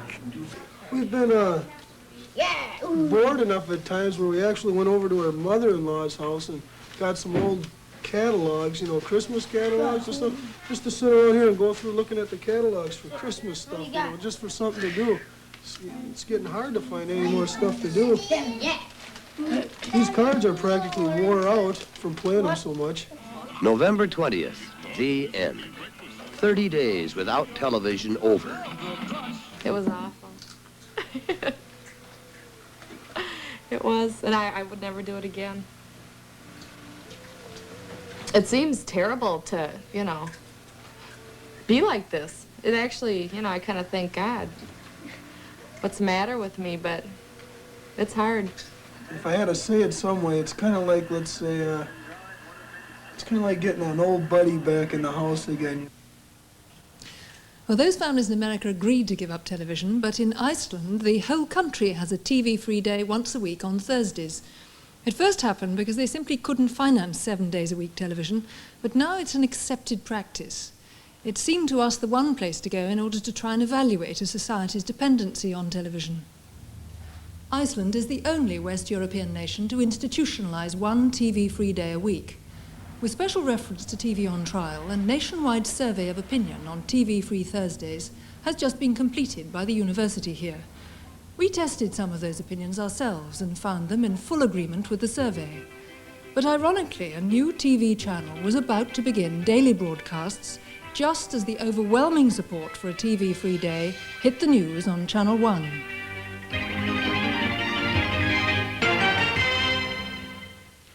Good evening. Landslide support for TV-free Thursdays. That's the conclusion of a brand new survey of popular opinion in Iceland. The overwhelming majority of those polled, nearly 80%, think that a TV-free day benefits family life, social life, and society itself. It's great, it's great. You can relax on Thursdays. When you have time to do other things that you want to do, the television not interrupting you or anything. It's your time. It's worse without television, but not dreadful. You relax a little more. My family communicates more on Thursdays than on those nights when we're watching television. Quite positive. Very positive, very positive. Like we feel it's a one-way media, that you don't take anything, it makes you lazy, inactive, and, well, kind of half die, you know, in your brain. It's hell without telly.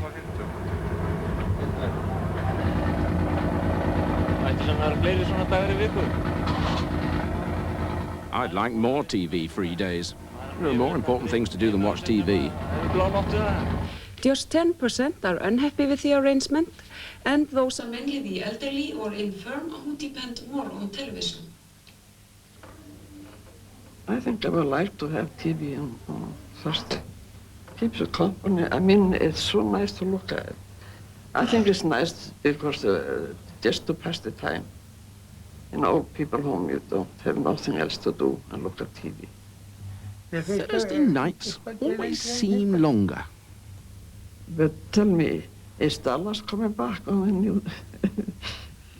What the survey also shows is that Thursdays seem to be welcomed as a real opportunity to do something completely different from watching flickering images.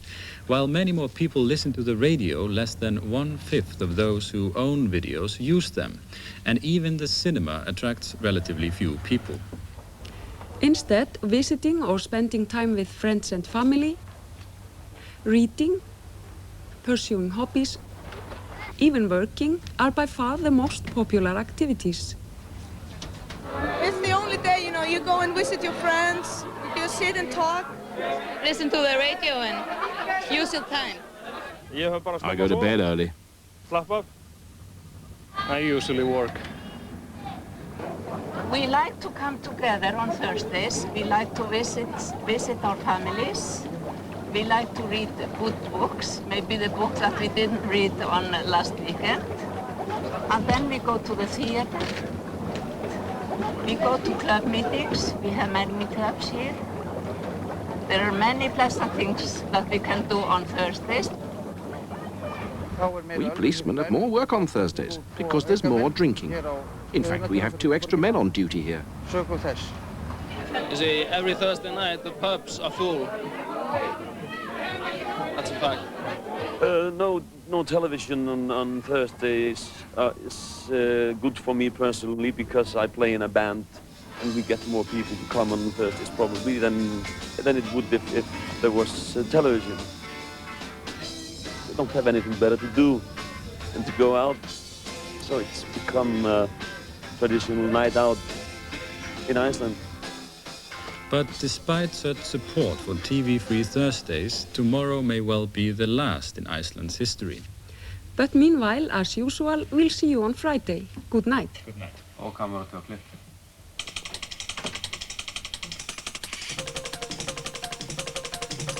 What you going to do tomorrow? Well, I think I will be spending some time with the family. It's practically the only day I have. It's time for me to talk to my daughter and pay the bills, of course. Oh, yeah, well, I don't know if that's a good idea. So the Icelanders seem to welcome TV rationing, but what we don't know is if they're making a virtue of necessity. After all, if life is so much better on Thursdays, they could always turn the television off on Wednesdays too. But perhaps that's easier said than done. Certainly, one American father has gone to extraordinary lengths to limit his children's viewing. My kids had become hopeless addicts to TV. The first thing they would do when they would get out of school was to come home and turn on the TV and watch the game shows and the cartoons. So I decided that if these programs are this important to these kids, that I would have them produce some of the electricity to run the television set. The Holmes idea is elementary. A simple alternator from a car junkyard is connected to a cheap exercise bicycle.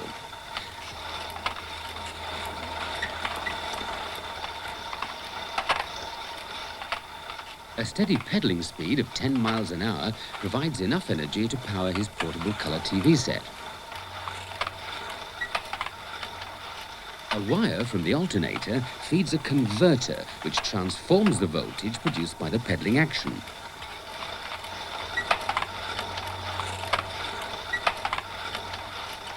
A car battery outside on the patio stores the electricity until it's needed. I've set up some rules, and if the programs are what I call brain rot or junk TV, then they have to pay for that time. They have to exercise an hour to watch an hour of junk TV.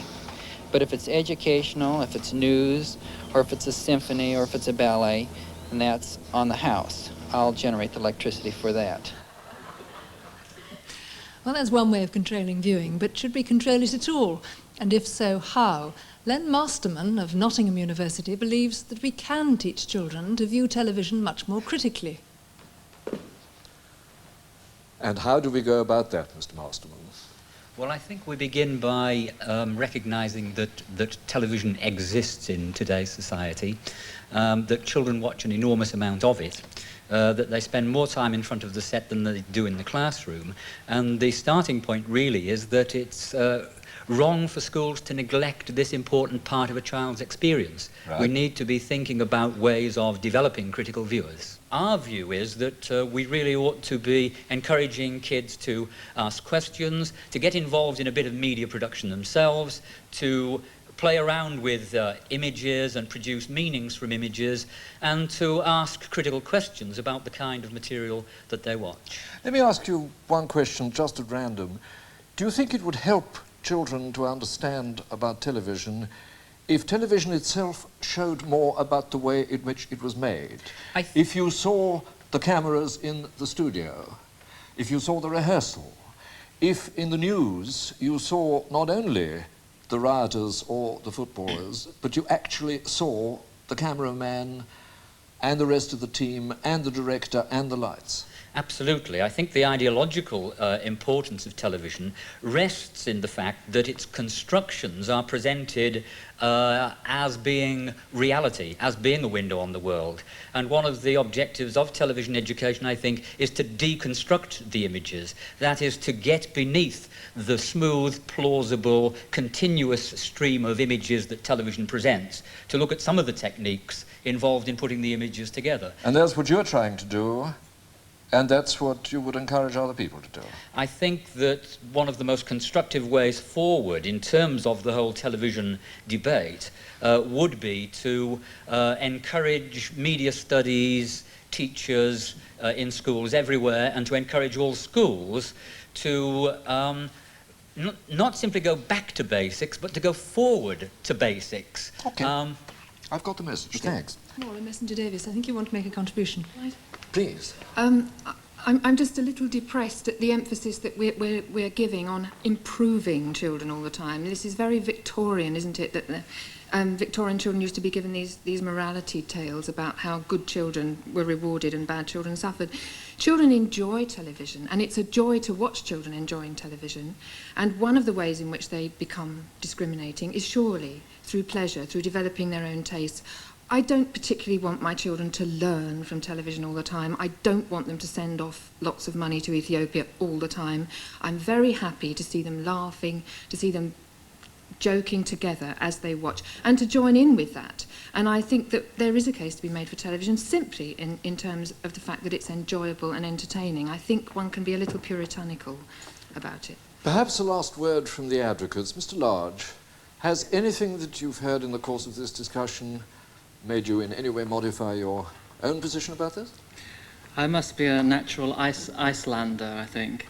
But to respond to the last comment, what I'd like parents viewing this programme to do is watch and observe their children watching television, particularly their young children. Ask what activities it's preventing. Observe their children while they're watching television, the expression on their face. Are you assuming that they will like what they see, or that they will dislike what they see? I just want to make their own conclusions about what television is doing to their particular child in their particular family, and to make their own decisions. The clear impression I got from your film was that you thought that television positively deprived children rather than enriched their lives. That's right. You agree with that? An ounce of real experience is worth a ton of second-hand on the television. If I read my children a story, it's an experience that they'll treasure and remember, as opposed to watching a story being read on television. You still say that television deprives. Amy MacDonald, do you still think that television enriches children's lives? Yes, I do. Thank you. Anna. Paul, I'd like to put a question to Mrs. Jackson, because her children do watch television. We've watched them watching television. Do you think it harms them, Mrs. Jackson? No, I don't think it harms them at all. But what the gentleman first started the speech off with, he said he must be a natural Icelandic. The gentleman in the film about the Icelandic turned around and said that when he doesn't watch television, he's in the pub. Now, is he a natural Icelandic? I would rather my husband be at home watching the television with the children in a family atmosphere than be out in a pub drinking. Drinking is harmful, television is not. Thank you. So that brings us to the end of part 2 of TV on Trial, where we've been examining the effect of television on the home.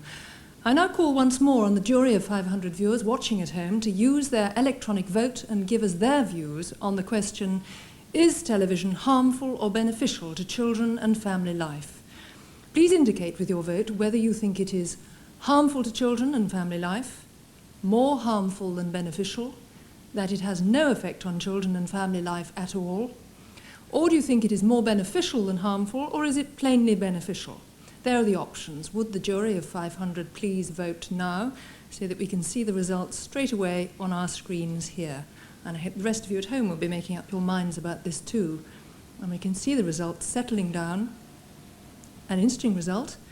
We have 5% who feel that television is harmful to family life and children. We have 17% who feel that it's more harmful than beneficial. 12% believe it has no effect at all. 53% believe that it is more beneficial than harmful. And another 13% feel that it is totally beneficial, plainly beneficial. That in fact bears out the poll that we took before the programme, when 2/3 of our viewers thought that television was beneficial, and it is entirely confirmed by tonight's debate, which I think is interesting. Well, thank you again to our jury of 500 viewers for giving us their views. We'll be calling on you again when we put the third topic of our inquiry to the vote, television and values. Now, in this final part of the programme, we'll be asking the questions, does television distort our view of the world, or does it enrich our lives? Does television really give us false values, confuse and trivialise, as some claim? Or does it inform and entertain us? First, let's take a brief look at some images and impressions to give us something to think about. Take the money out of your pocket. Don't go to the pub tonight, please. Stay in and give us the money. There are people dying now, so give me the money. £7. I just want to... £17. No. £17.10. No. £17.10 and sixpence. No. £18. What shall she do? Take the money out of the box.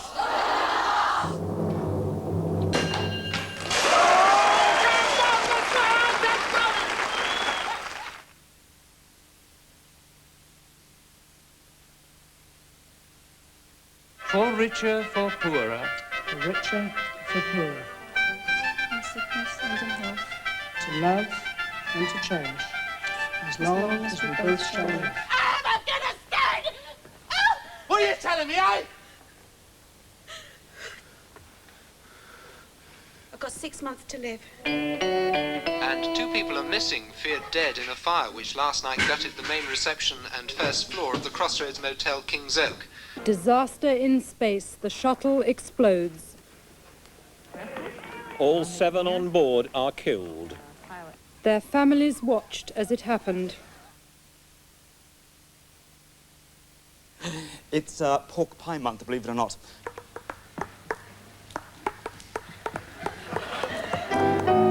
Tiptoe to the tulip, won't you come with me and strip with me?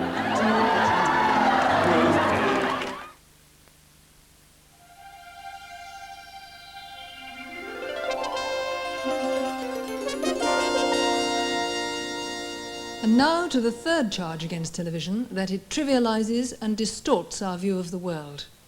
Just what are the values of popular television, and what evidence is there that any of us are conditioned or misled by viewing soap operas, game shows, or even perhaps the news?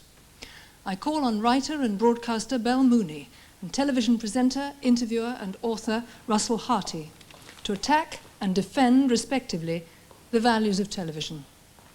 First, Belle Mooney. It's easy to find apologists for television. Of course it goes without saying that there are good programmes, but what are the most popular shows? Soap operas, game shows and old movie repeats. And why are they watched so addictively? Because they demand nothing and they give nothing. But they do take away. I see TV as a Frankenstein monster, created with the best of intentions, which is deadening brains and corrupting souls as surely as it's taken over daily life. My charges against this medium are these.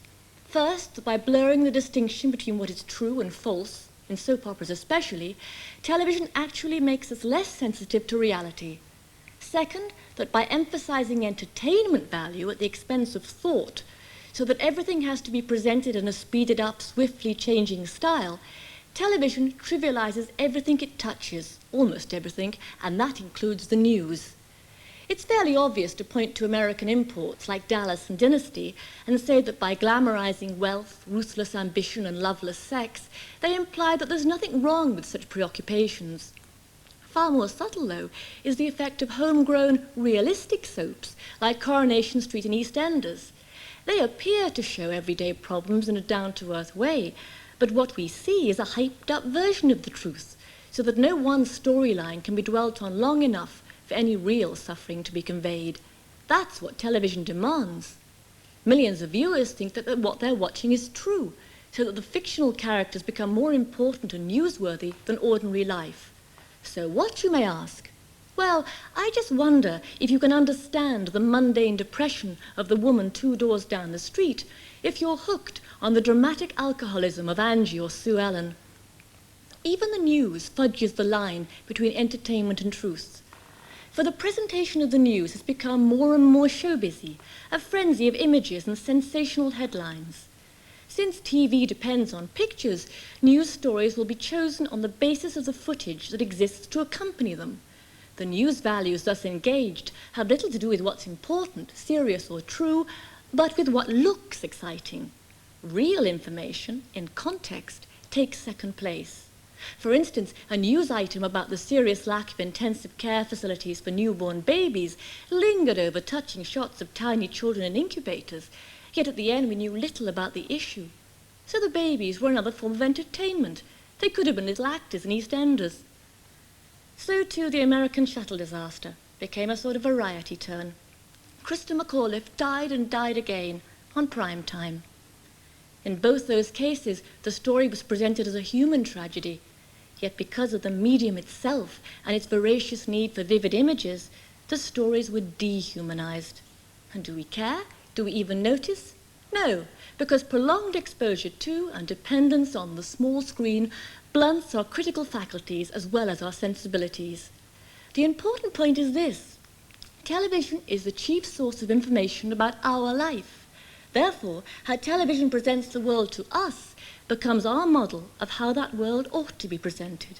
Swiftly, slickly, superficially. With what result?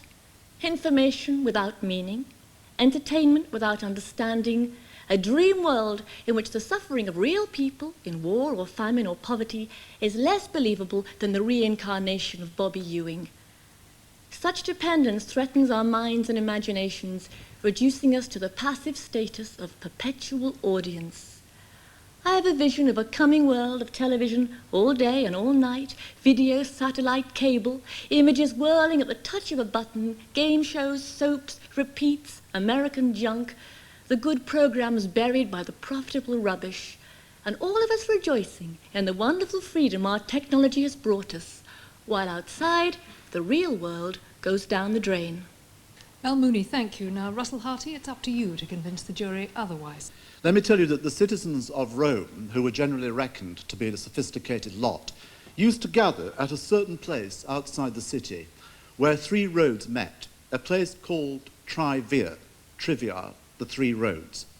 Here they would pick up pieces of information, news you might call it, and exchange their reactions and their opinions. For instance, they would say, what's happening in Gaul or North Britain this last week? Who has given the best account in yesterday's debate in the Senate?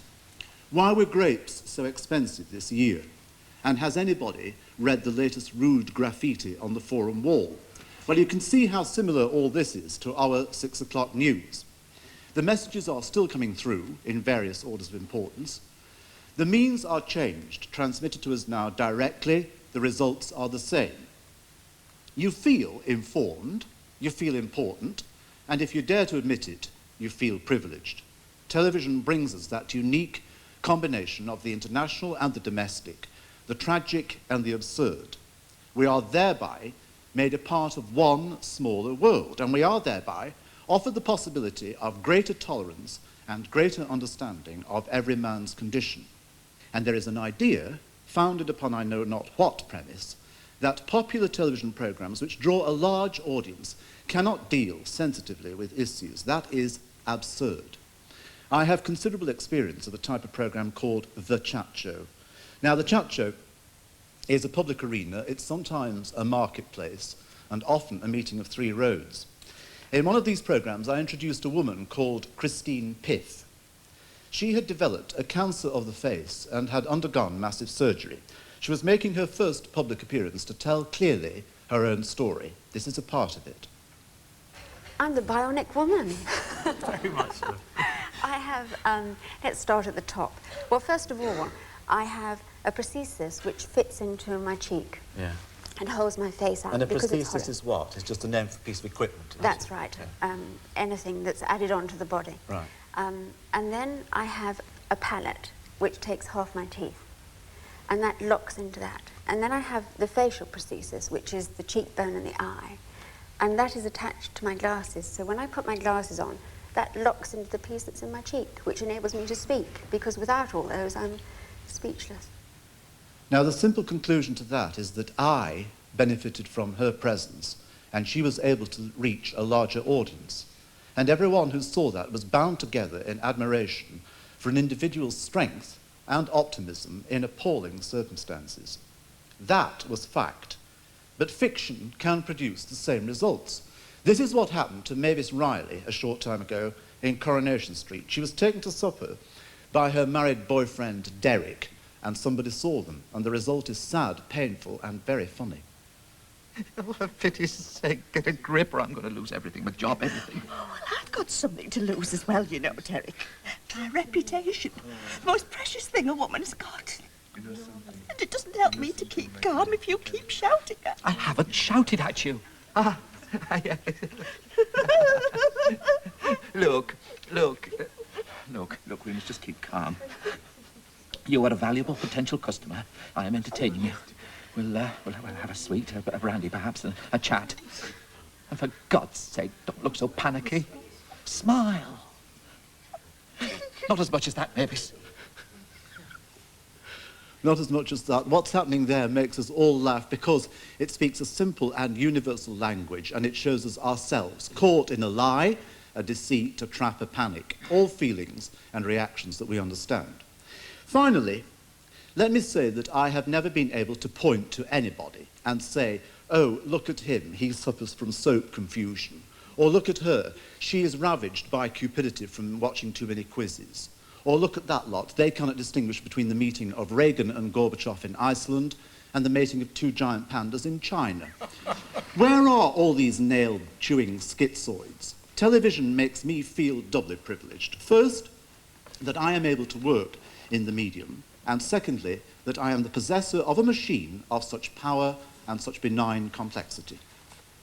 Russell Harty, thank you very much. Paul Seagart, would you like now to put your questions? Bill Mooney, you did say both at the beginning and at the end of your presentation a minute ago that there are good television programs, but they are, and I quote, buried by the profitable rubbish. Well, that was my vision, my nightmare vision of the future. They're not yet. They're not yet. They will. I fear that more means worse. So why don't we have more good television programs on television?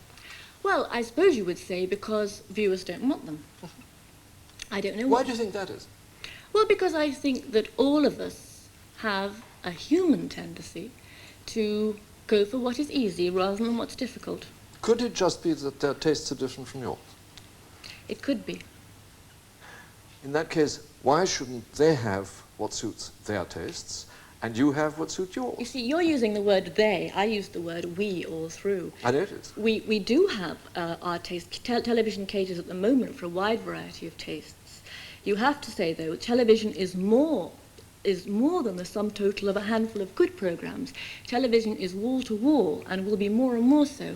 And what I'm saying is that the values which come across to us from a form which is fragmented and which lowers the concentration span are less good than the values which I believe have come to us from 400 years of print. Russell Harty, let me take your example, you know, the three ways, the three roads in Rome from which apparently, I didn't know that, the word trivia and trivialization comes. On the whole, wasn't that rather a low-level discussion by comparison with the debates in the Senate and the scholarly work that was being done in the Academy? They couldn't all go to the debates in the Senate, nor could they all be on the Roman wall, freezing. And the point is that their information was brought back to them and exchanged at that place, as our information is brought back by Michael Burke or whoever, and delivered to us at 6 o'clock in a palatable form every evening. But wouldn't you agree at least with this, that television is not the ideal medium for showing the real complexities of the world we live in, because we live in a very complicated world nowadays? Indeed we do, but I think, unlike Belle Mooney, with whom, or against whom I take the greatest possible issue and exception to almost everything she's said. That's good television. Well, we're also making a television programme.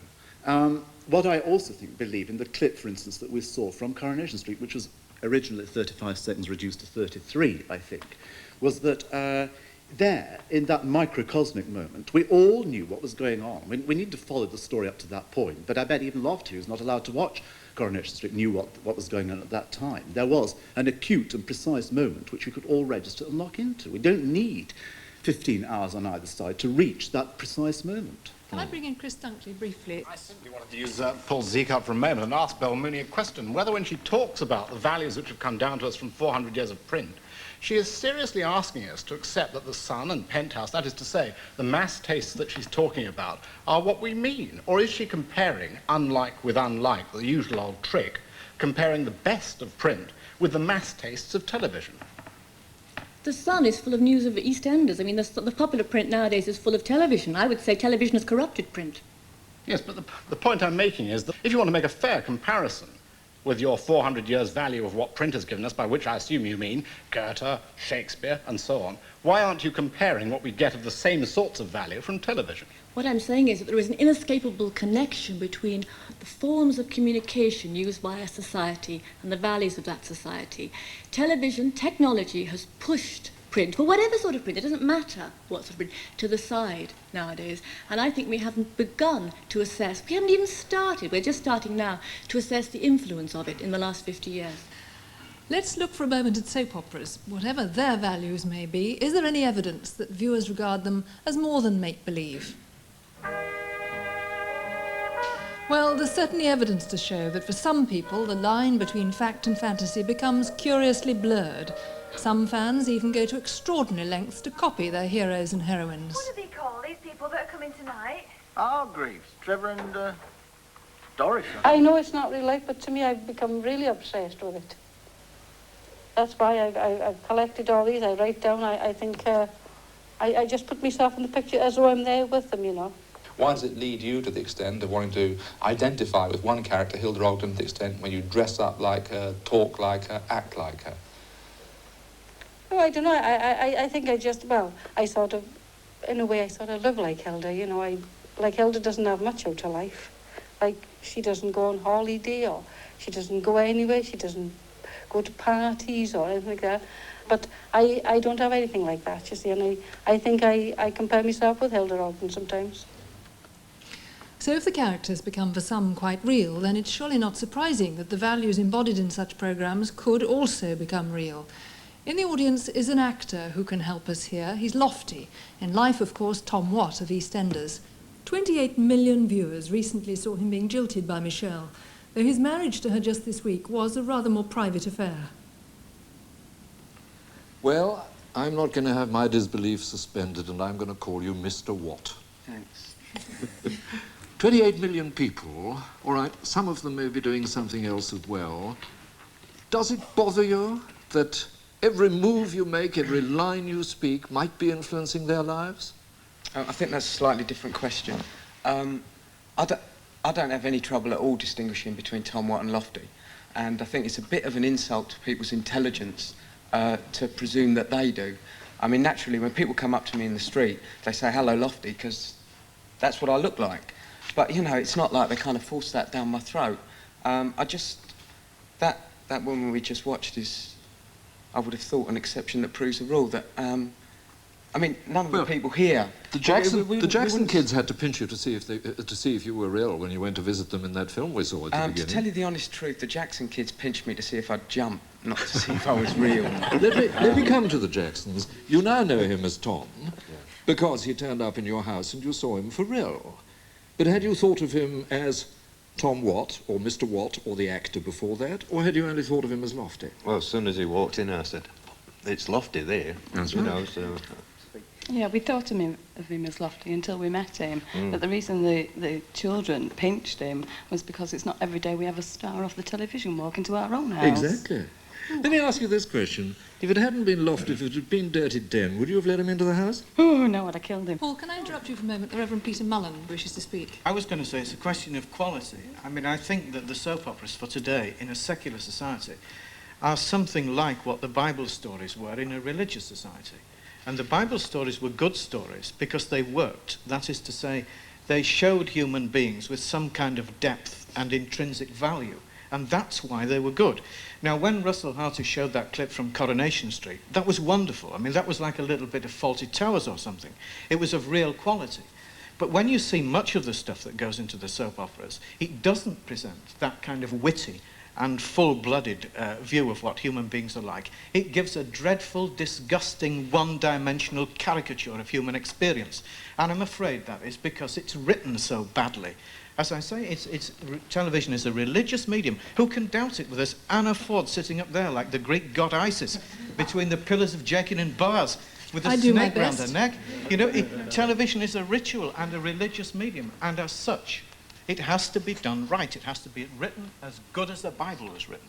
What you really seem to me to be saying is that there is good soap opera and bad soap opera, and it's up to us to distinguish between them. It's up to the writers to present good soap opera. Well, isn't it up to us to say that's lousy soap opera, right into whichever channel's putting it on, and incidentally switch off so that it no longer is in their interests to put out bad soap opera? Yes, but you know there is another saying, that nobody ever lost money by underestimating the state of the public's imagination. And do you think that statement is true? I'm afraid it's a most unpopular thing to say, and everyone in this room has been avoiding saying that all night. But I will say it, yes.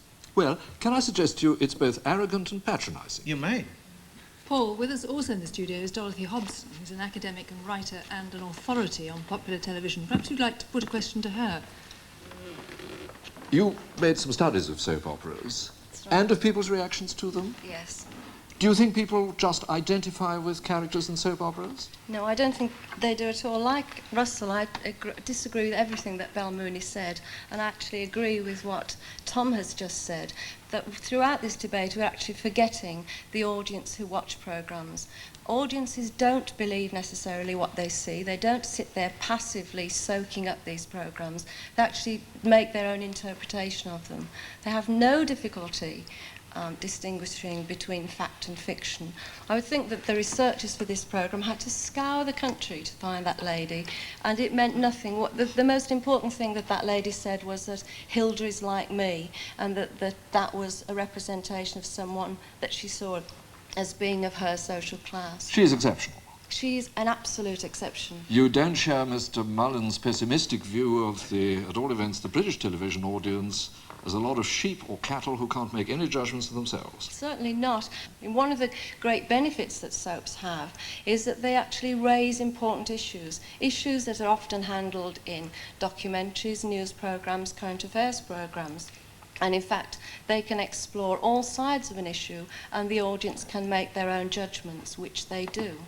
Well, I'd like to put a question to Fred Housker, if I might, who's somebody who, through television, has become famous in his own right, not as an actor. Fred, how's television affected you?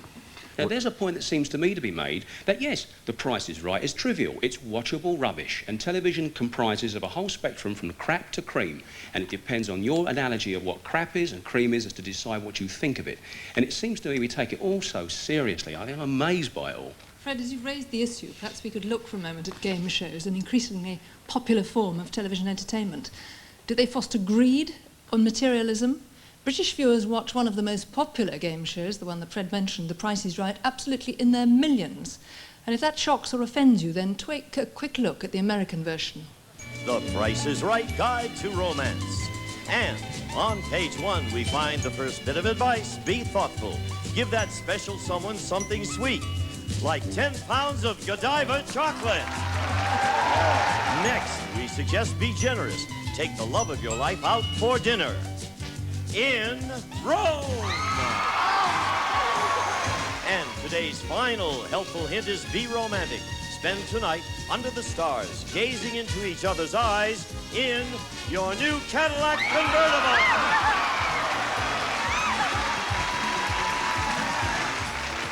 Thank you, Gene. As someone once said, this is the moment we've been waiting for. Frances bid $33,000 even on her showcase. The actual retail price, $39,834 for a difference of $6,834. Miriam bid $8,900 on her showcase. The actual retail price, $434 for a difference of $8,534. Frances is the winner. Yes, indeed.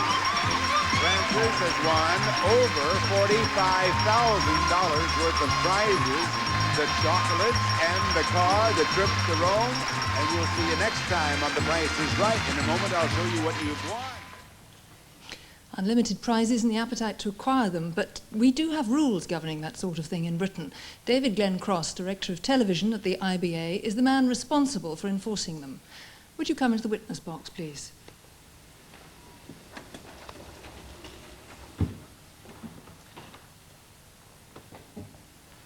Mr. Glenn Cross, you make the rules at the IBA, would you allow the American version of The Price is Right to be shown in this country? No, not in terms of that value of prize. Why not? Because we limit prizes in British quiz shows. Why? Because we want to have prizes which don't, even the maximum prizes, do not change basically the lifestyle of those who win. Why? So that the maximum prize you can win in a British quiz show is something like a small car. Yeah, why do you ration people like that? Because I think that quiz shows are there for entertainment. I think we have an obligation to those who take part in them not to give prizes of such a value that they may be unable to cope with sudden wealth. I mean, the prize we saw in the American version of The Price is Right actually was quite small by the standards of some American quiz shows. You can actually win $1 million in some American quiz shows. But if they could win really big prizes, like $1 million, they might not be doing it for the entertainment, but they might be doing it more for greed. I'm sure they would. And that would bother you? I think it would. Somehow that's Yes. bad. It's not necessarily bad. It's something that would bother us. I don't think television is there to award a prize of $1 million or its equivalent to a single individual or a couple. Is it the job of broadcasters or even a regulatory authority like yours to save people from their own greed? I think it's the job of public service broadcasting to set sensible limits on the way people are used in entertainment programs. I see. I've never thought that the acquisition of sudden wealth was a problem most of us would find hard to cope with. It's perhaps hard to distill from all these opinions what proof actually exists that we, the viewers, absorb the values of such programmes. But our expert witness in this area, we've invited from America, we've already heard from him, one of the world's leading authorities on the influence of television. He's Dr. George Gerbner, Dean of the Annenberg School of Communications in the University of Pennsylvania. Thank you. Dr. Gerbner, do people get their values from television? Of course they do. From our studies in the United States, we conclude that it presents a very standardized world, a very narrow world, a world in which men outnumber women 3 to 1, in which young people are 1/3 and old people are 1/5 of their population, a world in which violence occurs at the rate of 6 or 8 per hour in prime time, a mean world that from which people get a notion that there's a great danger, more than their next door neighbor who watches less television, that they have to mistrust people, a world that is presented in a standardized way. But why is it like that? You're saying, really, that television, which calls itself a window on the world, in fact distorts. It's a distorting lens or a distorting mirror. Who is doing the distorting? Distortion is itself a somewhat misleading word. Television, because this is the nature of the medium. A few people produce for millions, standardizes, not so much distorts and not so much trivializes, although all of that exists. It standardizes. So if I can sum up 18 years of research on an annual basis in just a few sentences, the standardized projection of a world erodes traditional differences among people. It homogenizes outlooks. It tells most of the stories to most of the people most of the time, and therefore it becomes a public problem. What kind of a world do we want to project for our children? What kind of choices do we want to make available to them? And so it makes it necessary for us, as I think this program clearly suggests, to think about television not only as consumers, not only as discriminating and thoughtful people who can, although never do, turn it off, because if you did, you would be out of it. You have nothing to talk about with your neighbors, but as citizens. Thank you. I'll stop you there for the moment. You're really saying that television is something very much on the political agenda. Thank you. Well, there's an aspect of television which we've not yet debated and which has the power to drive sane people into a frenzy, and it's that of the coverage of daily events in the real world, namely the news. Is Belle Mooney right when she argues that the news fudges the line between entertainment and truth, that if what is important takes second place to what looks exciting, then the result is that we look at the world in a trivial fashion? To put their views, which are diametrically opposed, we have the Reverend Peter Mullen, who recently made a scathing attack in the press on the news coverage of such things as the Ethiopian famine, where he believed human beings were devalued, And from South Africa, BBC News reporter Michael Burke, who won a BAFTA award for best actuality coverage of that same event. The news, Mr. Mullin. My quarrel is not directly with people like Michael, but with the editors and what they do with it when it's brought back home. Well, take the Ethiopian famine. I think if we were to do the Ethiopian famine right, what we would have to do is to take Mr. Burke's film and put it on during the evening and have nothing on either side of it for at least a few hours, so that the emotional intensity of this could actually sink in. But if you put it in the middle of a 30-minute broadcast, perhaps gracefully extended to 35 minutes to suit the occasion, and on one side of it you have a pop star's divorce, and you finish the thing off with adverts for foreign holidays and fish fingers and the like, then it seems to me that what you are doing is undermining the audience's chance to acclimatise and accommodate this experience. You're undermining, let me say, to use a religious word, you're undermining their capacity to sympathise, to have compassion, and to grieve. It's not all that long ago that you said in a newspaper article that it dehumanized the victims, and you bitterly attacked the people who made it for making it at all. Have you changed your mind about that? No, I didn't bitterly attack them for making it. I said that it doesn't do any good to have pretty pictures of the starving millions. All right, let me ask Mr. Burke about that. You took most of those pictures. You got a distinguished award for them. Do you think it did any good to them? Well, I mean, what bit of what he was saying that I could understand, I found nonsensical. The Ethiopian film on the 9 o'clock news actually was the 4th item in the programme, which may be a criticism of the news judgments of the people putting it out that night. But the fact that it had the enormous response it did rather proved, I think, that people get out of television what is useful and what is worthwhile, and choose what they want to be involved in and what they want to get out of life in a symbolic and I found very heartwarming way. How do you answer the point that the news is a great muddle of all sorts of, dare I say, trivial items mixed in with the important ones? There are 1 or 2 trivial items perhaps on the news. I mean, one doesn't set out to make a news programme so dull that nobody's going to watch it. That rather defeats the object of the exercise. You try to do it in an entertaining fashion in order that people should go on watching it. I wouldn't say entertaining. I mean, to use the word entertaining about the Ethiopian famine, which was something that moved me considerably and clearly moved those people who saw the product of the work that we did. To call it entertaining, I find offensive. I mean, you obviously try to make the film so as it tells the story in the most telling way. I don't find that particularly entertaining. Of course. Thank you. Paul Belmooney is keen to make a point. Yes, I think a very important thing must be said, which is that the news, it's not just a question of whether there's a jokey item at the end, but that sometimes the news goes out of its way to entertain in a way that is voyeuristic and prurient. And may I give an example? A few weeks ago now, the M4 rapist, so-called, was apprehended. And we saw on the main news the coverage of was sentenced, rather, I beg your pardon, was sentenced. 11 minutes was devoted to that story, with reconstructions of the rapes, the Park Lane shooting, the murder. That was not news, that was reconstruction. And I suggest it was done for prurient reasons, because the editors of that news programme knew that it would grab the viewers, because everyone wants to know about rapes. And I would suggest that it was a totally irresponsible use of news time. It pushed out other more important stories, international stories. I don't think it is a function of the news to entertain, and I think it is a very, very bad sign that even someone like Michael Burke talks about viewers being bored or not. It is irrelevant whether they are bored, they must be informed. The fact is that attention span... Everybody wants to know about rape, you say.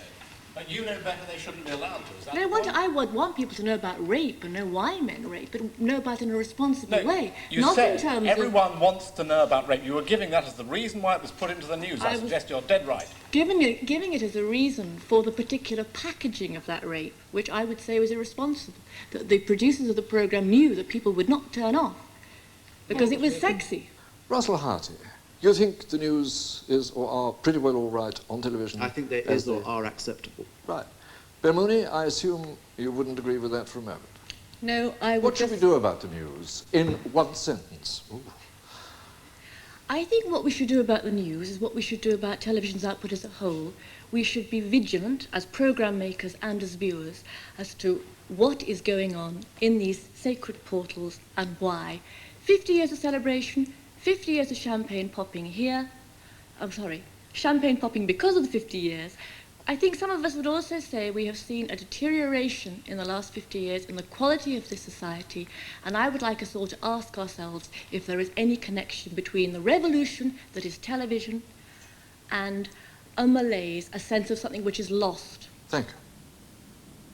Thank you very much. Once again, our inquiry has heard a variety of opinion and evidence. The argument we have to leave to you at home, and the conclusion to our jury of 500 viewers. To narrow down the wide range of issues that have been touched on in this section, I'm going to pose two questions to our jury, one on soap operas and the other on news coverage. First of all, do soap operas overall distort or improve our understanding of real life? And you have a choice of three answers.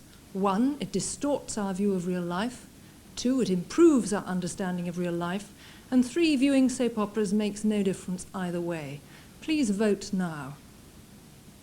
The vote will come up fairly quickly on this, I think. It'll be interesting to see whether people are gullible and whether they're going to be taken in by soap operas or not. And I can see a large proportion of our viewers are settling, I believe, 73% of our viewers are settling for the question, the answer that soap operas make no difference to them at all. They have no difficulty, obviously, in distinguishing between fact and fiction. 8% feel that it improves their understanding of real life, and 19% do believe that it distorts their view of real life. In answer to my question on soap operas, then, do soap operas overall distort or improve our understanding of real life? That's the verdict. And the second question I want to ask you this time about news coverage is this.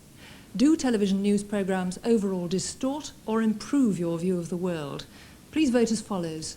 Television news coverage distorts our view of the world. Television news coverage improves our understanding of the world. Viewing television news programmes makes no difference to our view of the world at all. Jury, will you please vote now? Having worked in news, I shall be particularly interested in the result of this vote. And again, it looks as though, as the vote settles down,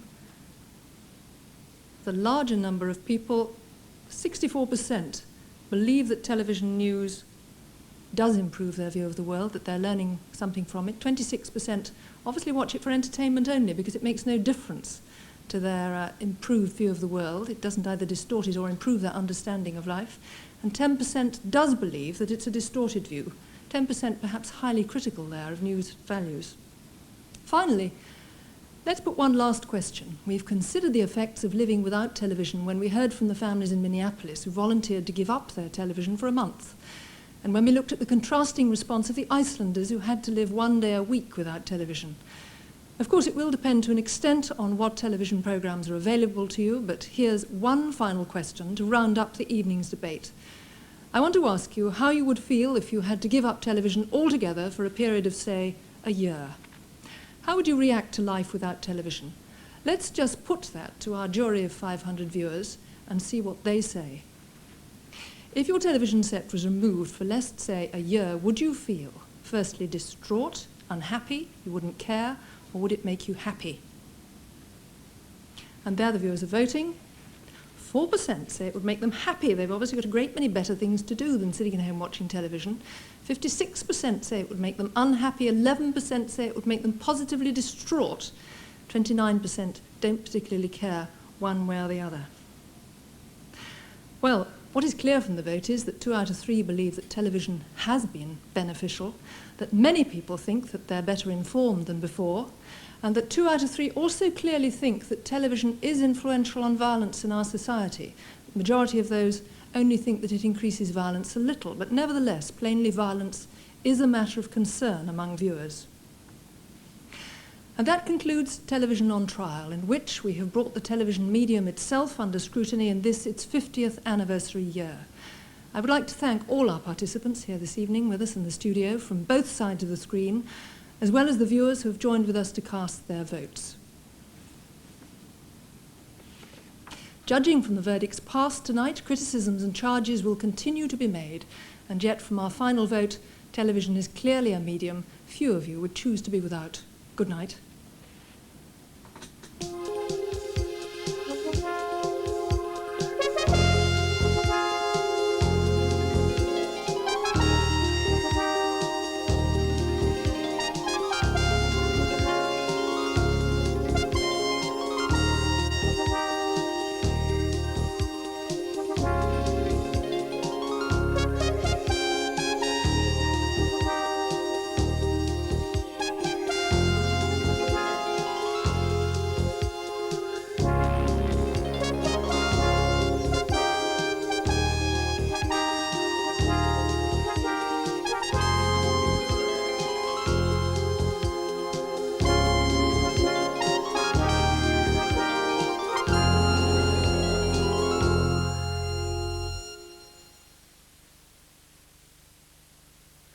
Tomorrow morning on BBC One at 11:30, Open Air will be discussing the way the royal family are treated by the media. And if you have any comments on this subject, the Open Air phone number is 061 814 0424, and the lines will be open from 8 o'clock in the morning. And there's a BBC book that tells the story of the rapid and dramatic development of television in over 200 pictures, called BBC TV Presents, and it's available from most booksellers. Starting soon on BBC Two, a major three-part drama, All Passion Spent. It's 1930 and Lady Slane has just been widowed. Mother dear, we have had some discussions. That is, we are all concerned for your future. If you were to put this house on the market and then divide your time between us all... But wait, dear, you go a little fast. I don't agree. You don't agree? Mother, dear? I'm going to live by myself. I know the very house. She was most gracious, most charming. Of course, she was young then.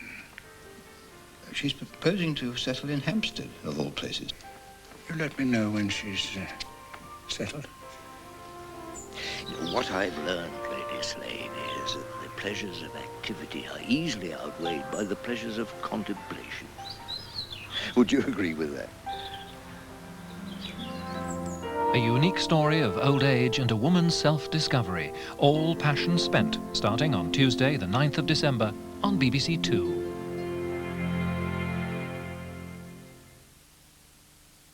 Everyman over on BBC One in a minute focuses on a small elderly Jewish community who are struggling to survive in the devastated ruins of New York's Bronx area 20 years after the riots. That's except for viewers in Wales and Scotland who have their own programmes. Here on 2, Jodie Foster is the vixen who leads a pack of young cubs into the wild side of Los Angeles in tonight's Great American Picture Show, which gets its first showing on British television. Foxes.